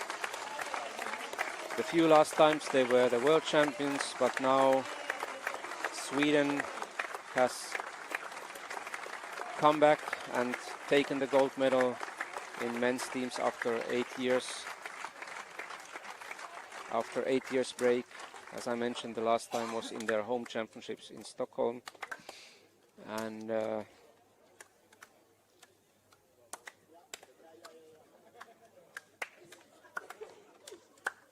big part of this success belongs to the head coach Michael Kosiol, who has developed his own strategy as a head coach, and Germany has been doing some things differently than the other teams, but it's been a successful way. For this year, two of the long-time top players in the team decided to retire after last year's European Championships. Walter Ehlbruch who is not even here, and Alexander Geist, who is here as a chef de mission. Many greetings home to Wally if you are watching and listening.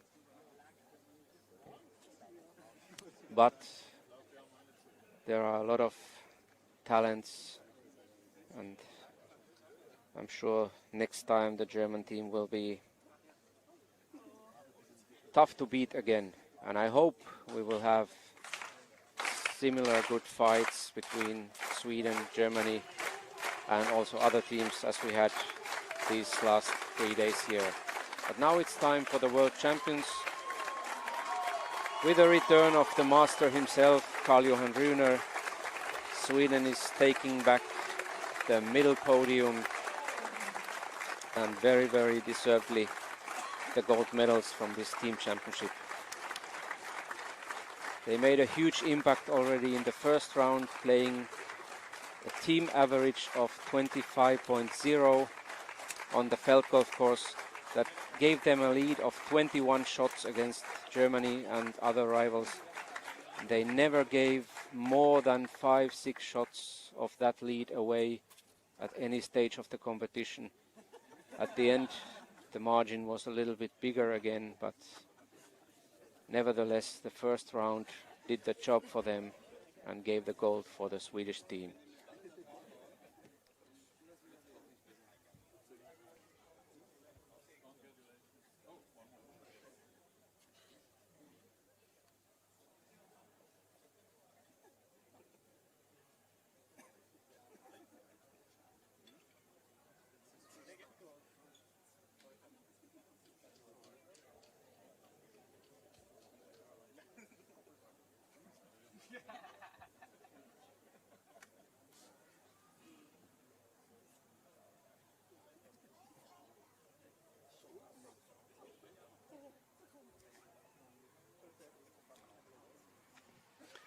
Very happy faces of the Swedish team on the podium. I'm sure this gold medal will taste very, very good. But the celebrations will have to be saved for later, since tomorrow is another competition day for most of the team members. Only 4 teams per nation can participate in the mixed finals, mixed pairs competition, because the maximum number of women is only 4, so 3 men will have to watch and enjoy, but the rest will be playing. Now the Swedish national anthem.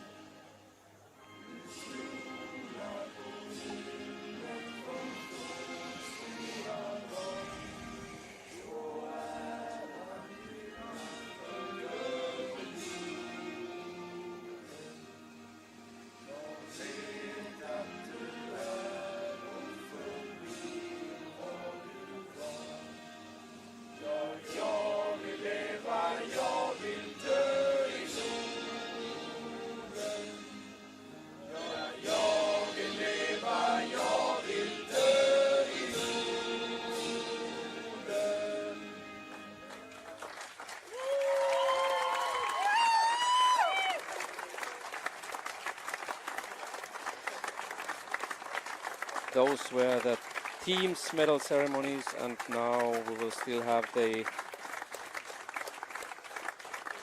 individual stroke play ceremonies. And also here we will start with the women's category as soon as the happy medalists of the team competitions have left the podium.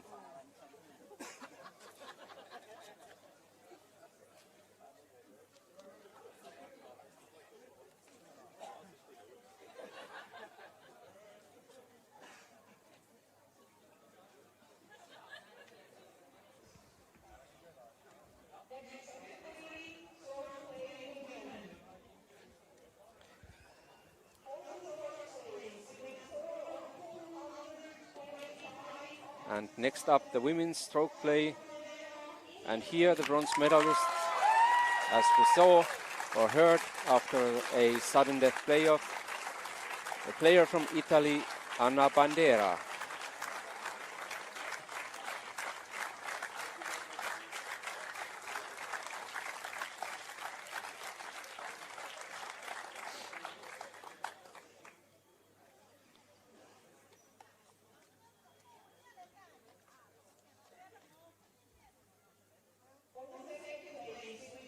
Second place and silver medalist from Germany, Melanie Hammerschmidt.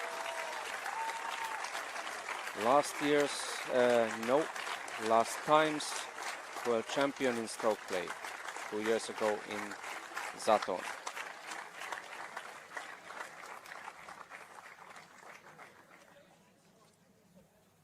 Very close again, but this time there was definitely one player who was better than her and won the gold medal with 7 shots marginal, and hopefully you can hear the applause from the crowd.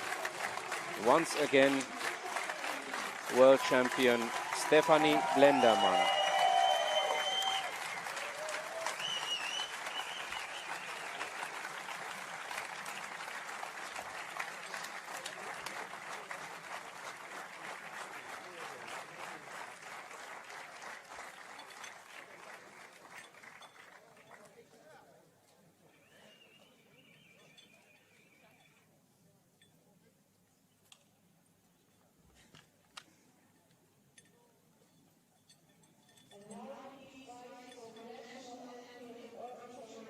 And now, as it is always for the winners, we will hear the national anthem of Germany for Stefanie.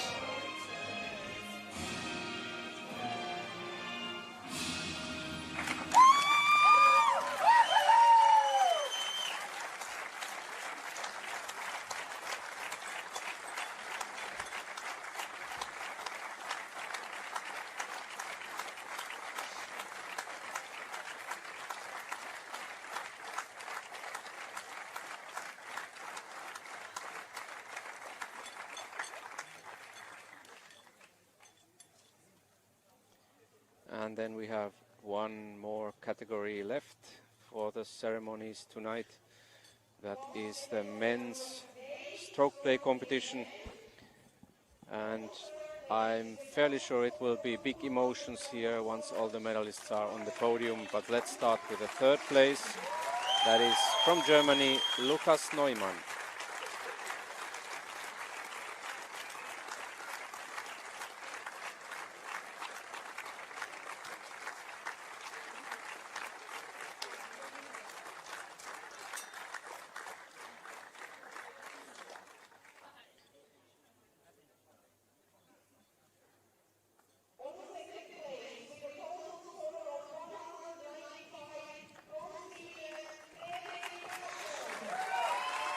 Second place, silver medal by his own words, the prettier of the two Swedes. Today he was not the better of the two Swedes, but still well-deserved silver medal for the world champion of match play in 2017, Fredrik Persson from Sweden. And I'm sure Fredrik has nothing against his mate, winning the gold medal in this case, making a great, fantastic comeback to the international championships after 8 years absence. They call him the King of Felt, Carl-Johan Runer, Sweden.